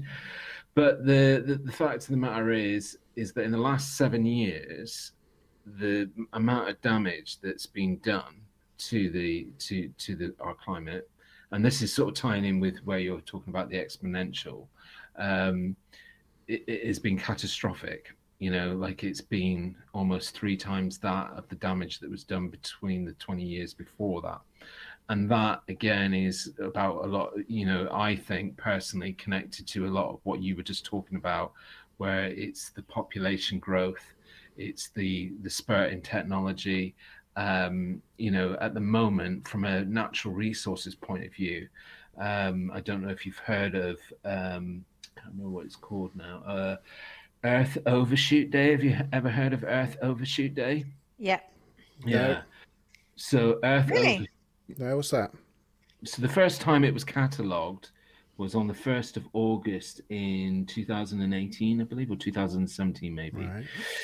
And it's the point in our calendars when we tip into consuming more natural resources than the planet can generate in a year. Right. So by like a third of the way or half the way through the year, we're using, as a species on this planet at the moment, more natural resources than what the planet can actually create in a year. So we're actually surpassing that year. So, the reason why I'm so big on climate change and sustainability, and Maz and me have had a lot of conversations lately about it, because my new employer that I'm looking for, I want somebody that's got a really great ethos around sustainability, and that's because we're not doing enough. We're not doing enough about climate change, and we've got the technologies now to do stuff about it, but we're not doing enough. But I had some interesting stuff on some technologies that are going to be available to us in the future that would help us protect this planet and would help the continuing safety of this planet. But whether we actually get round to using them in the proper way is the big question. Yeah. Did you want me to go through some of those technologies now? May as Go well, for as it. you're on the topic. So, solar glass. So that's something that's in development in a big way at the moment. An emerging technology that's getting a lot of buzz in design and sustainability circles. Just like it sounds, solar glass is suitably transparent window material, but also captures the sun's energy and converts it into electricity. So that's one thing that's one really interesting one is graphene. Spelled like graph and then ENE. It's stronger than steel, thinner than paper, more conductive than copper. Graphene is truly a miracle material, and until recently it was completely theoretical. Graphene is an ultra-thin layer of graphite that was first discovered in 2004 in the University of Manchester, and is now subject of intense research and speculation, with many predicting it will be the next in line after bronze, iron, and steel and silicone in cultural and technological evolution of our species. So that's a pretty interesting one. Plant-based plastic. Yeah. Yeah, probably heard about that one. Yeah. Big one that's really on trend at the moment, because, and I'll talk about why, I'll go into a little bit about why this is so important, but fake meat. So fake meat's really important because in 2017, more than 15,000 world scientists signed a warning of humanity calling for, among other things, drastically diminishing our per capita consumption of meat, because the demand, again, with that huge burst in the ongoing growth of population, we don't have enough livestock, and the farming of livestock is not only causing damage to livestock but to the planet, because of how much crops have to be super grown fast so that animals can eat. That's the whole cycle of life. And the water consumption, it's especially red meat. Monte and I talk about this quite often on the diet podcast. Yeah. There's new technology forming in batteries. The existing battery technology won't cut it. It's too expensive and it's not clean enough, but they're developing, I think it's batteries with more lithium in them, and they have better, they last longer and they're easily destroyed better. Environmental sensors, so again, creating a grid around the planet of environmental sensors, and some people know these as smart grids. And then there's a big one, technology that's being worked on at the moment called carbon capture. And we obviously know that a huge problem with the planet and a big part of climate change is the ever increasing levels of carbon dioxide in the air, but they're actually creating a technology that's in 2017 the world's first CO2 capture plant went live in Switzerland. Startups in the US and Canada have developed carbon capture plants of their own at scale. So they're sort of man-made plants, I believe, but the technology would help reverse one of the most alarming environmental trends of our time and convert that carbon a lot faster. And then it was just basically nuclear fusion and artificial intelligence can be used to help save the planet. So yeah, that was just covering a couple of the things that I found online that were reasons that, are good things that could be developed in the next few years or in development now that can help us protect our planet a little bit better. So if you were talking about the debate and the argument of whether the technology will help the planet or not, there is stuff out there. But what's really interesting and where I come from and agree with, if Mark, you wouldn't mind lining up the first YouTube thing that I shared with you. I've checked; it's not copyrighted as well as I did have it up and ready earlier on, but in my panic, I've. So I just chose this YouTube channel. I chose this YouTube video, just because all you need to do is play the first 20 seconds. It was just, I came across it, and what this guy says, I think, in a few sentences, really sums up the big problem and definitely how I feel about where technology is now and where it can be in the future and how it can be used to save our planet, but it's not. So you can play it straight from the beginning. Technology could have solved all of our problems, then it would have already solved all of our problems. Theoretically, we have all the technology we need to live beautifully on Earth and beautifully with each other. But we have not lived beautifully on Earth and beautifully with each other. Human nature. So something else has to happen. Technology's had its chance ever since the age of the steam engine. I mean, that was supposed to bring on. Yeah, I just think the first few lines that he says sums it up really well. And I think if anything's a threat to this planet, it's not the technology, it's us. But technology is also a threat to us as a species, and I can go into that in a little bit. But let's just talk about that one a little bit and throw it around the room. I think the technologies of carbon scrubbers and that is really interesting, and the plants that they've developed that they can suck in carbon, and those plants I think are really interesting. Some of it's based on like technology they use in submarines to like scrub the carbon dioxide out of the air, and they just scaled those sort of mechanisms up. But it's really quite interesting. Anyway, sorry, Maz, you were going to say? No, I was just going to say that, this is a counter argument, I guess. And I don't know, Monte, you're a better one for sharing screen at the moment. But I get that, battery powered things inhibit carbon emissions and reduce greenhouse gases and the potential for global warming and all that kind of thing.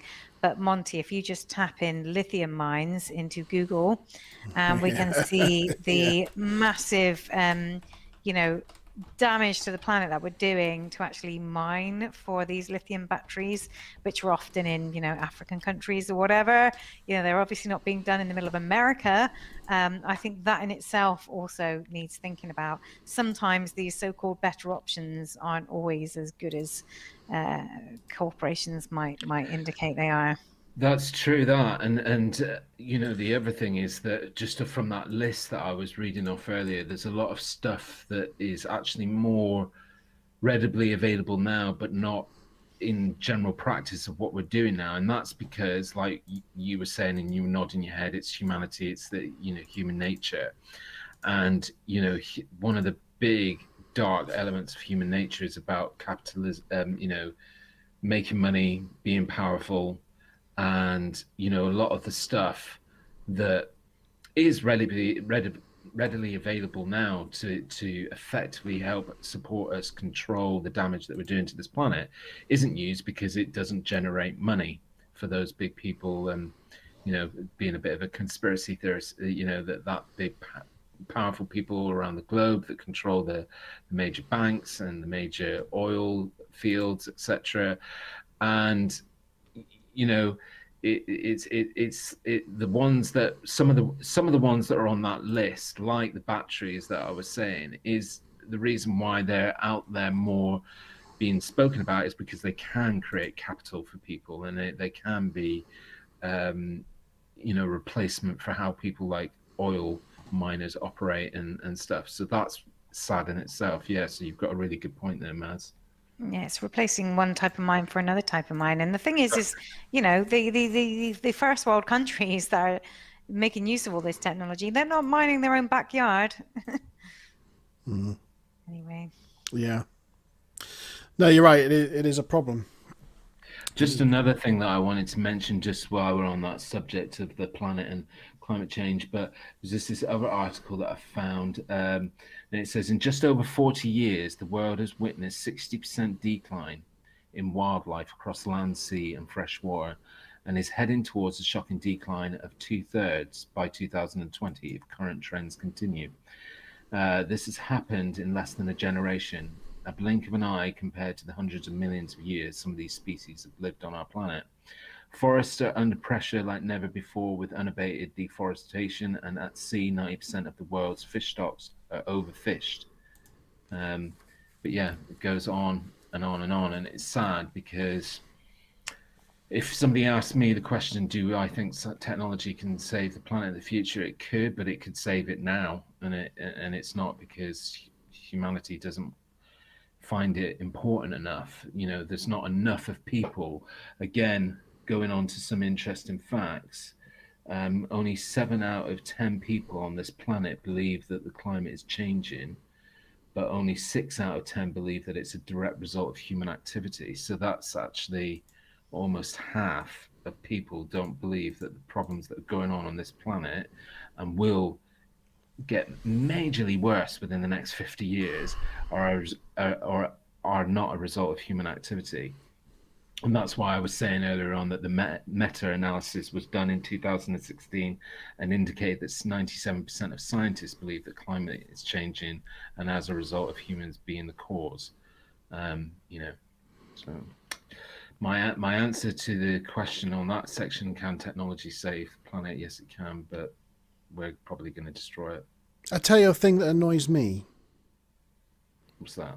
cryptocurrencies like Bitcoin, because to obtain bitcoins or fractions of bitcoins, people employ banks and banks, server rooms upon server rooms That of run really hot. and energy require loads of intensive water. graphics cards to run computational algorithms. It's called data mining or cryptocurrency mining, to solve complex mathematical problems to unlock a encrypted piece of data to use as currency. And literally, companies, individuals, rich individuals have literally, hundreds of thousands, millions of these computers all over the world currently churning away, creating this currency. And it causes a massive amount of carbon dioxide. And it's really ironic crazy. for me because a friend of mine who is a massive environmental proponent, who went, kind of dairy-free, meat-free, vegan quite a few years ago, is an avid hiker, a real person who's into nature. Just a couple of days ago, he said that they've started investing in cryptocurrency recently. And I guess, that's an interesting piece of feedback for him to think about. Well, it is. And there was a, who was it? I don't know. I was watching someone that was working with a cryptocurrency, a new one. It was, I think, there are so many. Yeah, there's a new one. And then suddenly researched exactly what cryptocurrency is doing to the planet, and then bailed out of it because they were like, oh, actually, basically people in chat made them like, go research this. Are you sure? Yeah. And they was like, oh my God, I didn't realize. I hadn't actually. I mean, I know how cryptocurrency, but I haven't put two together that this really eco-friendly guy is investing in a non-eco-friendly. I told him gold is the way. I mean, that's what I like to invest in. But I hadn't put two and two together about the the detrimental impact on the planet. So I will point that out to him. Yeah, it's not good. It's not good. No, absolutely. For a make-believe currency, it's almost, you can understand it if we're trying to do something like, how safe is it as well? I mean, I just don't know how safe it is. I know it's been fine for a lot of years now, but one EMP, what would be wiped out? Who knows? Yeah, one EMP. You can hold on to gold. or the singularity in quantum computing. Once it can decrypt anything in an instant, it's like, oh, I've got the master key. Everything's unlocked. Anyway, yeah. So shall I start talking about the threat of technology on humanity? Yes, that's what we want. That's what we're here for. That's what the 3 viewers we've got want to hear. So stuck around. I did my research, and I sort of came up with like 5, a way of putting it into sort of 5 categories. Maz has pretty much covered like one of them, because the first one is tech explosion, and how that the technology is developing and advancing quicker than we can. And the category 1 and 2 go really well together, hand in hand, because category 2 is the human fix problem, because in 50,000 years, humans have been pretty fixed. So one source that I was looking at on the internet was using an example that if you had a time machine and could take a child from 50,000 years ago and you could raise it from a baby today, you'd probably barely notice the differences. But the main thing about that technological advancement and versus the human fix problem is then how, as humans, we are integrating with that technology. So I was looking into a lot of stuff about smartphones and smart devices, and there was some tests done. I think it was at the University of Manchester, but I saw that come up on another article that I was reading, so maybe it wasn't that one or where they did it, but they basically did these experiments, and they chose 3 groups. So one group was people that they brought in to do a test, and they had access to their smart devices. Of course, they did well because we're in that generation of Google, you know. And then they had a group that obviously they have smart devices, but they were told to leave them outside the room before they started the test, so they didn't have access to any smart device. And they obviously did really not very well compared to group 1. But the group that did worse was group 2, which were actually allowed to take their devices into the room. They were actually allowed to put their devices onto the table, but they weren't actually allowed to use their devices to do the test. And what happened is that they just completely froze. You know, you've got that, it's a comparison to that sort of feeling that when you leave the house and you realize that you've left without your phone, and the sheer panic that you go through going, oh my God, I can't get through my day without my phone on me. And especially if you're one of these people that are really, you know, integrated into your devices. And this whole test is sort of proving that the way in which we use these devices, how they do everything for us, if we need to access a piece of information, somebody asks us a question, or we don't know how to spell this, and the way that we Google it and the way that the device does everything for us is actually making us more stupid. And there's, you know, elements that it will only get worse as time goes on, as it becomes more of a, you know, 3 generations down the line, that some scientists believe that it could actually start to have some biological impact on us, where our brains start actually developing smaller and smaller. And that's where some of the battle with artificial intelligence comes in, where that intelligence could become more relevant than we would be, because we are so dependent on that artificial intelligence to kind of help us, you know. What do you guys think about that? Do you agree? Yeah, I'm just waiting for my chair to become motorized so I could be like the guys on Wall-E, you know? Yeah. Yeah. So that's a I good wouldn't summary. say I agree with that with regard to smart devices, to be honest. I mean, I don't know who and where they did that test with, but almost every test you do, you're not allowed to use your phone with. So to me, that would be quite expected. For it to have a massively detrimental impact to people seems odd to me. But anyway, you know, how robust that was, what the control groups were, what the population, I don't know. But for me, I think for youngsters these days, you know, their access to information can only increase, you know, their knowledge. I mean, I know they might use it for crap a lot of the time, but for me, when I was a kid, I remember being given an assignment of, you know, compare Germany to France. And it was like, I had to wait like a week or 2 and then go down to a library and get a couple of like really ancient books out and then try and pore through these books to get some kind of intelligence about what the difference between these 2 countries were. And the fact that now somebody can look that up and actually understand that, and you know, some of the geopolitical influences between those 2 countries within, you know, minutes or hours, have a really complex understanding of that.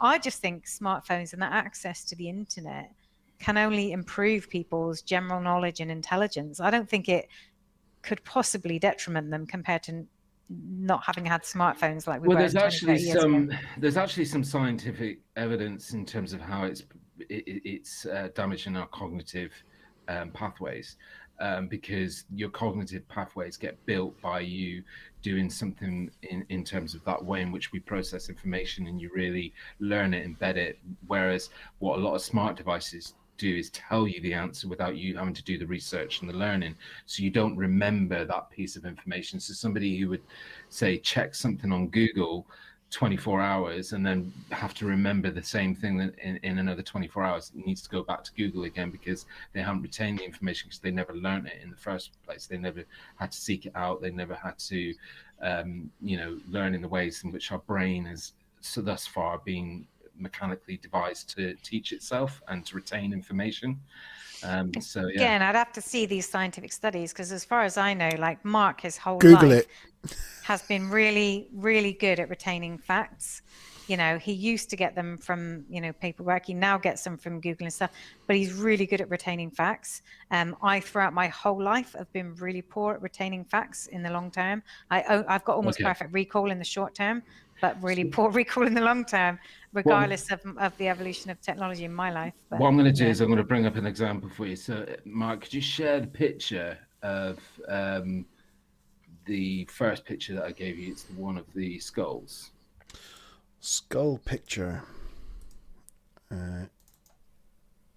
Come on. So this is just where it Bear with kind me. of leans towards how our body biologically may evolve differently to.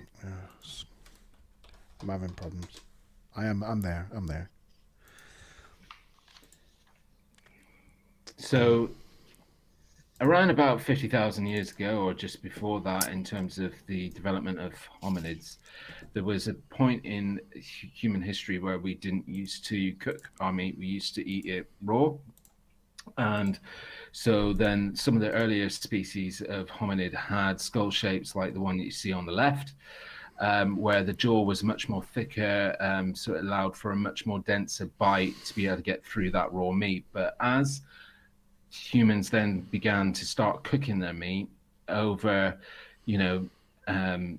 thousands and thousands of years, evolution, our skull shape changed, our jaw shape decreased, our ability to bite became less because we didn't have a need for it. And as evolution has shown us, if we don't have a need for something, our body will evolve and adapt in a way to bring that back into balance. And as I said, what these what I was finding and researching where they're doing these tests is that just proving that smart devices are, I'm sure there's, a lot of people use smart devices in lots of different ways. And especially if you come from, say, our generation, where we had a known process of learning before computers were in every household. When I was a kid, a lot of what you learned, you had to learn from book, etc. And we learn in a completely different way. And we've been part of that generation that's had to adapt into how we process information. So I think what I'm trying to say is if we guys were going to Google something, we would look at something in a certain way. But a child that's born in 30 years time is not going to even have any background of learning or processing information in that way. They're going to wait for their devices, for their technology, for their computer to tell them what that piece of information is. And there's a lot of the time now where I feel, again, this is a personal thing. This is a personal terminology. It's not something that I found online, but I feel part of the Google check generation. I see it in work. I see it amongst colleagues. I've experienced it with friends and family where somebody says something to somebody and then somebody says, oh, I'll have to go and check that on Google, or I'll have to, because I'm not too sure whether that's right. Whereas 30 years ago, we didn't used to do that. Yeah, but the person who's spouting those facts probably also got them from the internet. So I think it's valid to go away and check every fact and assumption. That's why, here I'm looking at this thinking, uncooked meat is softer than cooked meat. Is that really why the jaws changed? I don't know. I don't know where this picture came from. I would want to do some research into that and really validate that. But that's my scientific nature. What I think, you're talking about is almost, people shouldn't just rely on an answer that's at their fingertips. I think there should be, some kind of framework that's taught to children these days that, if you want to find out information, don't just Google it and take the first answer that comes up. There should be a way of look at this, look at the other, look at, for example, and I almost hate to bring this up, but where on earth did your ET never said ET phone home thing comes from? Because that was completely wrong. But I don't know where you read that, but that was completely wrong. So, people come up with wrong facts all the time because of something they read on the internet. And how do you really know what is true?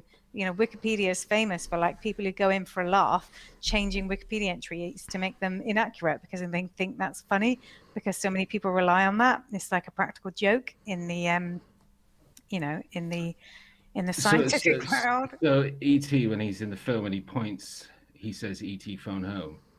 Yeah, many, many times. Yeah. Chris literally sent you a link. Because he says E.T. phones home, but not on the scene where he's pointing up towards the place. He says E.T. home. He says "ET home" first, and then Oh, he you says said he "ET." never says ET No, phone no, no, home. no. I was using it in context to a particular scene Oh, because right. it's all to do the gesture of the Oh, finger. oh, right. Because you said he never Yeah, says that, and we were like, that's why he I didn't says respond to Chris because it was ET out of home context. phone at first, and then they say what? ET wants to phone home. Then he goes ET phone home, ET phone home, ET phone home. Yeah, he does say it later on in the film, but Oh, it's I with thought you said he the never scene said it. when he sticks the finger up that everybody believes that he says Ah, "ET phone home," where that actually that he's didn't come correct. across. That didn't come across when you said Uh, it. Is it bad? I'm identifying with the middle skull. Is that wrong? Am I a throwback? I don't know. I'm just thinking. No, that I kind of recognise that guy. Yeah. I'm just saying, I know that everything's at the fingertips, but for me, your smartphones and things, the bigger thing of whether it affects your cognitive functions, the bigger fear for me is about the societal impact. People staring at screens, no longer interacting with human beings, no longer going out there and playing with kids in the street, yeah, no longer, to me, like there could be theories about cognitive impacts, which I think we may not have adequate tools to baseline and properly discover at the moment. But, for sure, I think the impacts on people becoming less social creatures and less able to, for example, read and understand human language, body language, and to be able to, have rapport with people. And, you go from being in school where you're just staring at a screen all the time to suddenly having a job. It's like, what? Suddenly they've got to talk to people. They're just this antisocial person that just wants to look at a screen all the time. I think that to me is a way more bigger concern, and I see every single day more than the potential effect on people's cognitive functions. yeah, and that's just been caused in the sort of last 15 to 20 years in terms of how we Absolutely. change and how we interact. And I guess what I'm talking about in this, because we're looking into the future and we're looking at or trying to consider what we will be like in 50 or 100 years time. And what they're saying is that, through a lot of the different things that you were just saying there, where people interact with each other less, people go out and find that stimulus firsthand less, it's creating less and less abilities for our brains to need those areas that they've needed before, and over time it may have a significant change on how our brain works and the size of our brain. And then in the same breath of that, we're going back a little bit to our artificial intelligence. Again, if you sort of jump ahead into the future, like 1,500 years time, maybe not even that far, there's a real strong feeling that AI will be able to do way more than what it can do now, so that, we could get to a point where AI is able to do pretty much everything. They can be a doctor, because a computer can learn radiology and how to, take in all the different patterns that are involved in radiology, but it takes a human 10 years to learn and study to become a radiologist. But an AI could be a doctor, it could be an actor, it could be a race car driver, because there's a lot of, like, in the world of sports, there's a lot of feeling that things like racing driving is going to become AI driven through, like, almost like a virtual reality. The actual driver will be in a virtual reality background and then controlling a piece of technology, which is the car, which is almost like drone driven. I was saying that being VR driven and AI driven is different. AI would be like the computer is doing the driving. VR would be that a human is doing the driving, but they're not actually in the thing. Yeah, but it's still, that would be probably the earlier parts of it, and then what they're kind of getting at is that eventually, like, AI would be able to be the race car driver. But a lot of this is coming from the fact that they feel that in some spaces, like with the generation that we're in now, we've got to some of our maximum limits. Like Usain Bolt broke the 100-meter record about 6 years ago. And did the 100 meters in 9.63 seconds. But it's felt that from a human capacity point of view, that's as far as we'll be able to like hit that precipice of that's as far as we'll be able to adapt and as fast as we can go.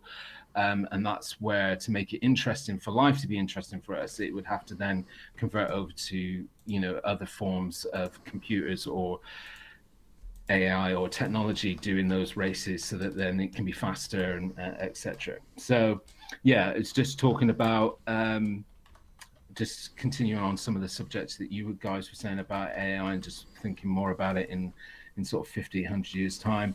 I had an example, a YouTube video of where kind of some of that is starting to happen now. It was all about a character called Lil Michaela.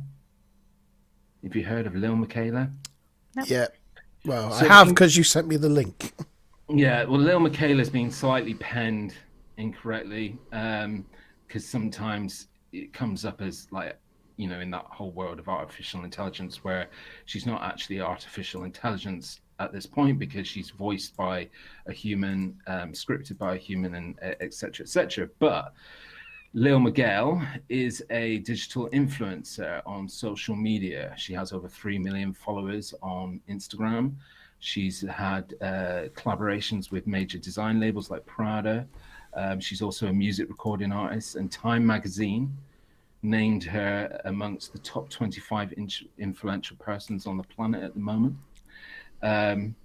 She's penned as AI, as I said, but she's actually a digital avatar. I say she's not AI. It's just a cartoon. It's just a. Yeah. It's just a. It's not, But what this part of my research was leaning towards is the fact that, you know, there's a lot of people out there accepting her in the same way that we'd accept a human, in terms of they're allowing her to influence them, they're allowing her to, you know, help them make decisions and choices in their lives and stuff. And so it's showing that we're already at a point where humanity, or a good number of us, are comfortable with that more digital kind of element influencing us and our choices, which is just, I think, interesting again.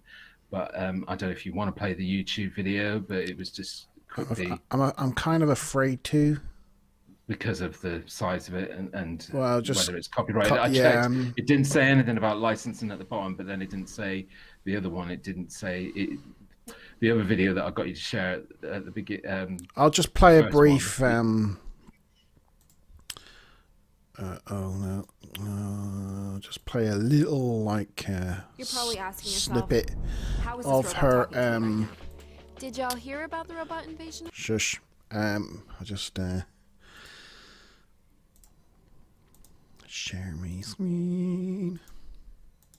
So I'll just play a brief. You're probably asking yourself, how is this robot talking to me right now? Did y'all hear about the robot invasion of 2020? I mean, I've been around for a minute, but I feel Yes, like that's last Lil year Miguel. So this is was this on is the- little As Michaela. I said, If you're like- the fact Michaela. that she's It's little not- Michaela, isn't it? Michaela, yeah, Michaela, sorry. Yeah, so the fact that she's not a true AI is not the point. The point is that over 3 million people follow her, tune in, and think that she is AI, and that and know she's not real, but they're satisfied to be influenced by her. So I just thought that was really interesting. Sort of, it's all a bit dodge, that, because the people behind her kind of advertise themselves as an AI like software place, which they're not. So they've never produced any papers on AI. They've never produced any AI software. They've never, as far as we know, that is just It's just an animation. they're an animator. They animate. Yeah. You know, they write the stuff. They get a voice actor to voice the thing, and they animate it. I mean, in principle, I don't have any problem with people buying into a fictional animated character, in that anybody when I was younger would think, what would Buffy do? You know, people are influenced by fictional characters that they see, whether that's through social media or whether that's, you know, through Netflix.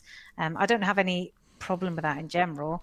For me, you know, everybody's wanting to be vapid over everybody's, you know, well, certainly, you know, obviously I have certain feminist ideals, but, you know, getting like all dizzy over everything that a Kardashian or anybody on a makeup channel or any, you know, skinny looking AI getting all excited about bikini shots of people.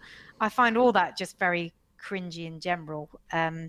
but I don't have a problem over a fictional social media character any more than I would over a fictional TV character. But it's weird, isn't it? We're getting into this area where we don't know what's real. Is that a robot? Is that a person? Yeah, Is that... I think one of the points that I'm trying to make is that, again, I keep saying this, but it's, I guess, the generation that we're from. Like us guys, we would go and check, is she AI? Or what are they getting at when they say she's a robot, blah, blah, blah. She's not really a robot because she's scripted and whatever by somebody else. But there's a generation that are watching this that are 12, 11, and they're not bothered about that. They don't process information in that same way. They take what she's doing and saying as a main source of influence and information for them.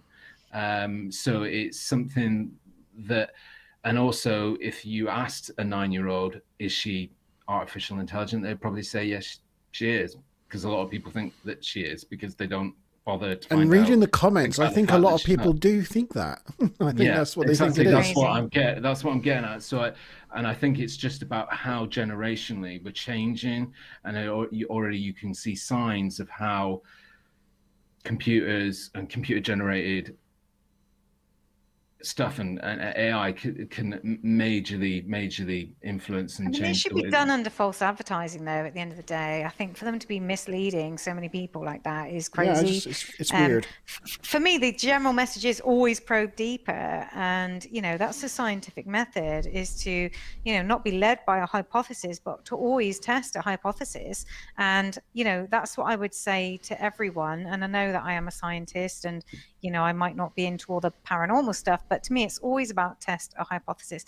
The idea that, cryptocurrency is a cool thing. Well, have a look into it. Is it really? The idea that, battery powered cars are going to solve the Earth's ecological problems, but will they really? Have you seen the lithium mines? All of this stuff, any facts you hear on the internet, look up counterfacts, look up counter arguments. Are the arguments against this? Every time you think you've got a fact, just look for a counter argument. Specifically, deliberately look for a counter argument, just so you've got a balanced view. Thank you to Smiler for pointing out that it was 1000 who was going to sign a cryptocurrency sponsorship and then pulled out when his fans told him about what he was getting himself into. He's a YouTuber artist. 1000. I recommend checking out his videos if you're into art or anything like that. He's very super entertaining YouTuber. 1000 10hun. Very good YouTuber. Check out his videos. And I think just to combine some of the things we've talked about, this idea of things being pushed out on social media that might be misleading, combined with, the analytic insight power of AI that Monte talked about at the beginning, and, adding my own flavor of warnings around data privacy is, we are handing a lot of our autonomy over to machines willingly, in fact. We talked about active listening devices at the top of the show, and Monte will know this is a pet sort of thing of mine, which most people just literally, even though I tell them, don't seem to care about. But if you have an active listening device in your house, effectively it means that people can, like human beings can and will listen in to your conversations that you're having in your house. People probably sat in America, there are thousands of them that listen into conversations.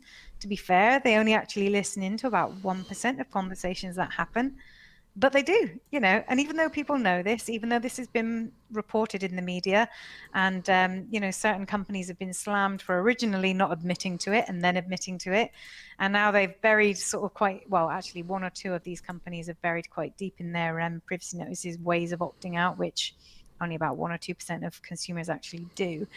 People can listen into everything you're saying in your home if you have an active listening device, and then they know everything you're talking about. They know everything you want theoretically. Your thoughts, your political opinions, your darkest fears, everything like that becomes available to people. And I just find that quite a scary thing, to be fair. I won't have active listening devices in my house. And if anybody thinks that I might be being paranoid, talk to anybody that's applied for a job at GCHQ or any job that requires top secret clearance. When you even apply for your job, one of the first things they do is make you strip every active listening device out of your house and deactivate it on your phone before you're even allowed to apply for a job. That's how real that threat is in terms of people basically in America and other countries bugging your house. Shh, stop saying things like that. You might upset her. She Alexa! didn't mean it. Don't. No, my boss is like that. He's like, but I love Alexa. You can't say anything bad about Alexa. I guess if I was having like really top secret conversations in my house that I felt could be used as, that's what people say to me. They say, well, I'm not a criminal. I don't, but the idea to me of strangers listening in to my conversations in my own home, I just find it creepy. And like I'm saying, you, Mark, everybody I talk to about this just don't care. I find it highly, highly creepy. But everybody I warn about it, they just don't care. They're happy to have strangers listening to I don't think it's because I don't care, but I just feel that I'm probably downloaded and processed so many places, even outside of my home, that does it really matter? Because anywhere you go, you're being tracked by CCTV now, and you know, and you've got your device on you, and that has ways of picking up things that you say and listening in on what you're doing and where you're going, even your ATM and chip and PIN card. You know, if you were gonna, it's a kind of thing that yeah, again, if I was doing something that I wanted to keep under wraps more, I'd be a little bit more worried about it, but I'm not that exciting. So, basically, if they're listening, like and subscribe. Yeah. No, I won't mind. So anyway, I had got to point 3 in terms of the threat on humanity. I don't know if we'll get time to go through all of them, but I just wanted to go for this next one, which Maz and me were touching a little bit on earlier. But the other sort of threat to humanity from technology is I've penned it as a category called adaptation. And humans will need to adapt or become irrelevant because AI and the things that technology and like robots and computers can do it so much better than humans can, so much faster, etc. There's a school of thought that feel that if we're going to keep up and become and stay relevant, we will need to become integrated with technology to even come close to the skills and the abilities of AI. And I was talking to Maz while you were changing out of your bear suit, or your panda suit, about Elon Musk and his sub-company Neuralink. And I don't know if you've heard about it, Mark. No. So Neuralink, they've already, I don't know if you saw pictures of it in, I was going to say paper then, but who buys a paper these days? Picture on the internet. But they've already put like a microchip in the back of a mouse's head, or there's 2 mice actually that they've done it on, and they can pick up sort of like data and process that data from the microchip on the movements of these mice. So what they're basically saying is, and you know, it's felt like in the next 50 years that humans will have prosthetic devices that not because they're disabled or because they've had an accident, but because it will help them be more advanced and be better at what they do. You know, so what this whole adaptation concept is that we become integrated with technology. So we get to the point where, a little bit like what you see on Matrix, if we wanted to know how to fly a helicopter, we would just download it into ourselves and you'd have that knowledge instantly. And that's the way that we'll keep up with AI and with technology. And it's felt that, and if we don't do that, we may become irrelevant because AI will supersede us in many ways. Again, school of thought, just another possibility on what could hurt humanity. And then the 4th one was, and again, we were touching on this earlier, I titled this one, Nature of Humanity. As we develop technology at an alarming rate, socially, humans are not evolving anywhere close to the same speed. We still are incapable of seeing beyond diversity and fear the unknown. We are still instinctively territorial and again fearful of what we don't relate to or understand. And this is why humanity, when faced with technological advancements, instantly will try to consider a way for it to be weaponized or manufactured for defense or offense. And that's where I was talking about in 2000. It was not 2018, sorry, it was 2008 that they had that summit of scientists, and that's where they stated, one in five of them, that they felt that we would destroy ourselves either through nanotechnology, AI, or war by 2100. And then the last category that I've got It's what they call interference from bad actors, isn't it? What it means, like, whether it be a rogue government agency or a terrorist group or, bad actors. Yeah, I think it's just sort of like leaning towards the fact that, I mean, it's true. There's a big part of humanity that, given access to something, will choose to think about a way of either making money and profit out of it or weaponizing it. And we're still very territorial as a species, and therefore maybe not mature to keep up with that curve that Maria was, the exponential curve that Maria was talking about, and that's why it will create an issue and a catalytic problem. And anyway, the last category that I've got is mass destruction. Mass destruction isn't, by that, not what you would consider like in terms of North Korea, shooting a nuclear weapon at us, but the fact that right now to build a nuclear weapon is, something quite technical, needs quite, conditions and equipment and materials that are really hard to get hold of. But, right now we exist in a time in our civilization where you can go over a counter and buy what can be turned, you can buy materials over a counter that can be turned into quite a dangerous bomb. And what they're kind of saying is that in 50 and 100 years' time, certain aspects of nuclear, as technology gets more advanced and machines get more advanced, and what we can do with them and how we can create things with them, like the 3D printer that Maria was talking about earlier on, that we'll get to a point where your average Joe would be able to develop a nuclear weapon, and then that could create risk because it seems alien to us now. I can see you rolling your Average eyes. Joe could create a nuclear weapon. Well, because it will become something that is. The average Joe now can create, horrible explosives and all sorts. But they're not going to get hands on plutonium, are they? Yeah, but that's because right now plutonium is a very controlled, element I imagine it will be by the military or whatever. I But think that will change. no. But it's not to say people couldn't develop their own, I don't know, nerve gas agents or other kind of weapons of mass destruction. Who knows? Yeah, and that's again, it just all comes under that umbrella of another possibility of how technological advancement might hurt us and be a risk to us. That's it. Pretty much covered it all.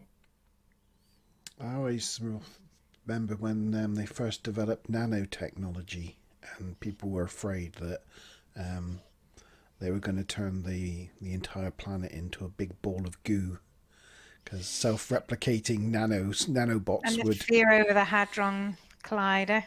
wormholes. It's going to create a black hole in the middle of the planet. And Well, there is there is a school of thought, or people think that the Large Hadron Collider is responsible for the Nelson Mandela effect, like we were talking about during the last podcast. And Conspiracy theories.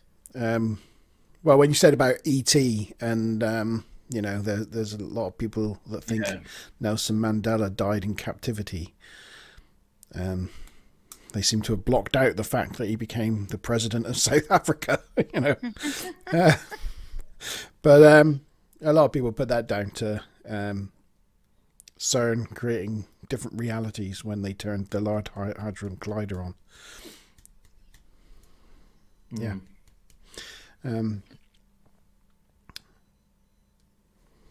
Yeah. Maybe there is a reality out there where I'm a red panda. Yeah, I mean, in summary, because it feels that we're getting close to the end of the episode, I can't talk about, what the impact on humanity is going to be, but I just feel that we're actually more in a danger zone of what's going on with this planet and where we're going to be with this planet, and the fact that we're not, as I was pointing towards earlier, that we're not using the technologies in the right way that could be doing all the right things right now to really protect the future and make things better for us. And unfortunately, I just don't think humanity's got enough maturity to actually do something about it in enough time. Not that everybody believes in the technological singularity, but I don't know which way you look at it, most or least conservative view was that it might occur around 2029, and the other end of the spectrum of when they think the latest time it could occur is 2075, according to various So that's people's the margin. theories and predictions. Well, and that's the problem with an exponential curve, is it accelerates so fast it comes out of nowhere, so it's quite difficult to predict. Yeah. A bit like what I want my YouTube views to be like, but it's not. Yeah. You'll be like 10 years, nothing, and then all of a sudden within a year it'll take off. Yeah. Well, it is very much that way, isn't it? Because one person watches it, shares it. It's all, it can happen, and you only have to hit the tree right growing effect. Yeah. All you need is like a major whoopsie, like a nip slip or something like that, and all of a sudden you'll be hugely popular. Yeah. When I create my OnlyFans account, and yeah. Right. Well, we got there in the end, guys. We persevered. We kept going. How funny that we would do an episode about technology, technology, and then all the technology was just. In 2 years' time, I don't think people will be able to get through a live stream in one go. That's my prediction. Yeah. What I will do is I will download the 3 sections, and I'll stitch them together and then re-upload it as one. Might lose a little bit of quality in doing that, but it'll be better to have it there as one rather than the 3 pieces, I think. Yeah, I will do that. Yeah. Well, I think that's been a really thought-provoking and educational journey this evening. Yeah, and thanks, Maz, for joining us and doing all of that amazing research. 30 pages of it. It's mostly cut and paste. It's not as good as it sounds. Yeah. It was impressive. I think the next Monte ban is Monte ban, the next Monte zone. I think we're going to be doing about ghosts. Is that right, G? Maybe, Possibly. Or it could possibly be about reincarnation. Reincarnation. Because remember, I'm really keen. It's funny that Maz is here actually, because for anybody that can remember, Maz gave me a book about hauntings in Plymouth, which is in our backyard, and I really wanted to do an episode. I wanted our first one to be where we could go on and do a bit of location, or go to some of these places firsthand, and then insert that into the live stream. That'd be cool. Right. So it would be a shame to rush ahead, because we're not out of lockdown just yet. But we'll talk about it and we'll come to a decision. Fair enough. I'm feeling like I want to go back to the alien subject already, because there's actually been a lot happening at the moment. So, yeah. Yeah, okay. Nice. We could do that as well. Yeah, we could do reincarnation, we could do aliens, and then ghosts. Yeah, all right. And what about the Mayans? Mayans? Is there anything supernatural about them? I don't know. There's lots of interesting things about the Mayans. A bit like the Egyptology stuff. There's about where they are on the technological arc and that kind of stuff. How old some of the ruins are. What happened to them? Where did they come from? And are they related to other cultures from around the world? Was there a lot of migrating? Because there's a lot of similarities between some of their things and things you see in islands across the Pacific and in India. Well- So it is an interesting subject. We could kill two birds with one stone then, because we've already done a couple of episodes about pyramids, specifically the pyramids of Giza. But a known phenomena is that, as you know, there's pyramids in South America as well, and a lot of them are connected to, or supposedly connected to the Mayans. But there's been pyramids popping up here, there, and everywhere, like a lot recently in China and stuff. And so it might be worthwhile discussing the subject of whether there's any connection between all of these pyramids and the reason why a similar structure was used in so many different cultures that were apparently not connected in any way. Do you know there's one example as well of Egyptian hieroglyphs in Australia? Yes. That was discovered recently, actually. Yeah. About 2018. Yeah. And it's Yeah. funny you should mention Australia, because another thing I was thinking would make a good topic, and you could do it as two birds with one stone, as there are some parallels, but they also warrant their own episodes, is to potentially talk about, Native American, beliefs and spirituality and all that kind of stuff, and the same with Aboriginal stuff, like the dreaming and how their spiritual planes and the gods and things that they worship of the planet and its life. Yeah. Definitely, because they're all, so many of them are so connected or very similar, like There's a lot of parallels. spookily similar. And The fact that they had no actual physical connection to each other, but what they developed was so similar as an ideology, I think is quite fascinating. Oh yeah, but we don't know whether they did have some connection to each other. That's the big conundrum question. Yeah. Yeah. Oh, lots of interesting topics. Yeah, Yeah. definitely. As All long as- I know is I won't be part of the next one, so it was nice being But, here. but you never know. You could be part of one of the shows in the near future again. You never know. You never know. We've got many other live streams that you are a part of. Yeah. If my internet have connection my holds internet. together. It's only because I started waffling on about the technological singularity that last week that you guys were like, "Ooh, you should join the show." Yeah, you'll be like, I'm going to keep my mouth shut in future. I'm not saying anything anymore. I know nothing about Aborigines. Nothing. Never been there. Yeah. Oh dear.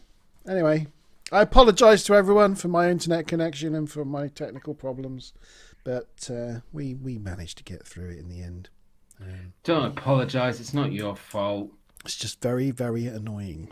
It happened right in the middle of a really we- interesting discussion with the most viewers we've ever had, Problems. and messed So, up. Literally been on the phone to Virgin today, and we're getting a new router coming and some what called pods. I think they're almost like Wi-Fi extenders. Oh yeah. You can have up to 3 of them for free. But we're just going to try one first of all and see if I can get a strong enough signal down in my cabin.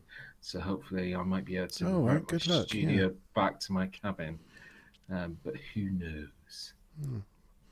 I hope you you hope you get that sorted out. Yeah. Okay then. Right. Well, thank you, GStar. Thank you, Mazza Bob. Thank problem. you, everyone in chat that I can no longer see because we've refreshed chat several times. But thank you, Karen and Dee, for sticking around, and thank you, Smiler, for your continued efforts. And yes, thank you, everyone. We still have 5 people watching. Wow, that's nice, isn't it? And 3 of them Very are us. dedicated. Well, I've only just gone back in, so I'm not on it. Yeah, I'm not. One of them's not me. impressive. I just didn't want to stress my internet connection any much more than I have to. So yeah, I didn't. Yeah, so thank you for sticking about. And thanks for Dan for joining us again, and Becky.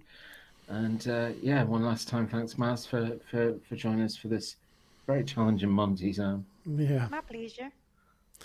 Okay. I'll see you, everyone. See you next time. Cheers. Bye.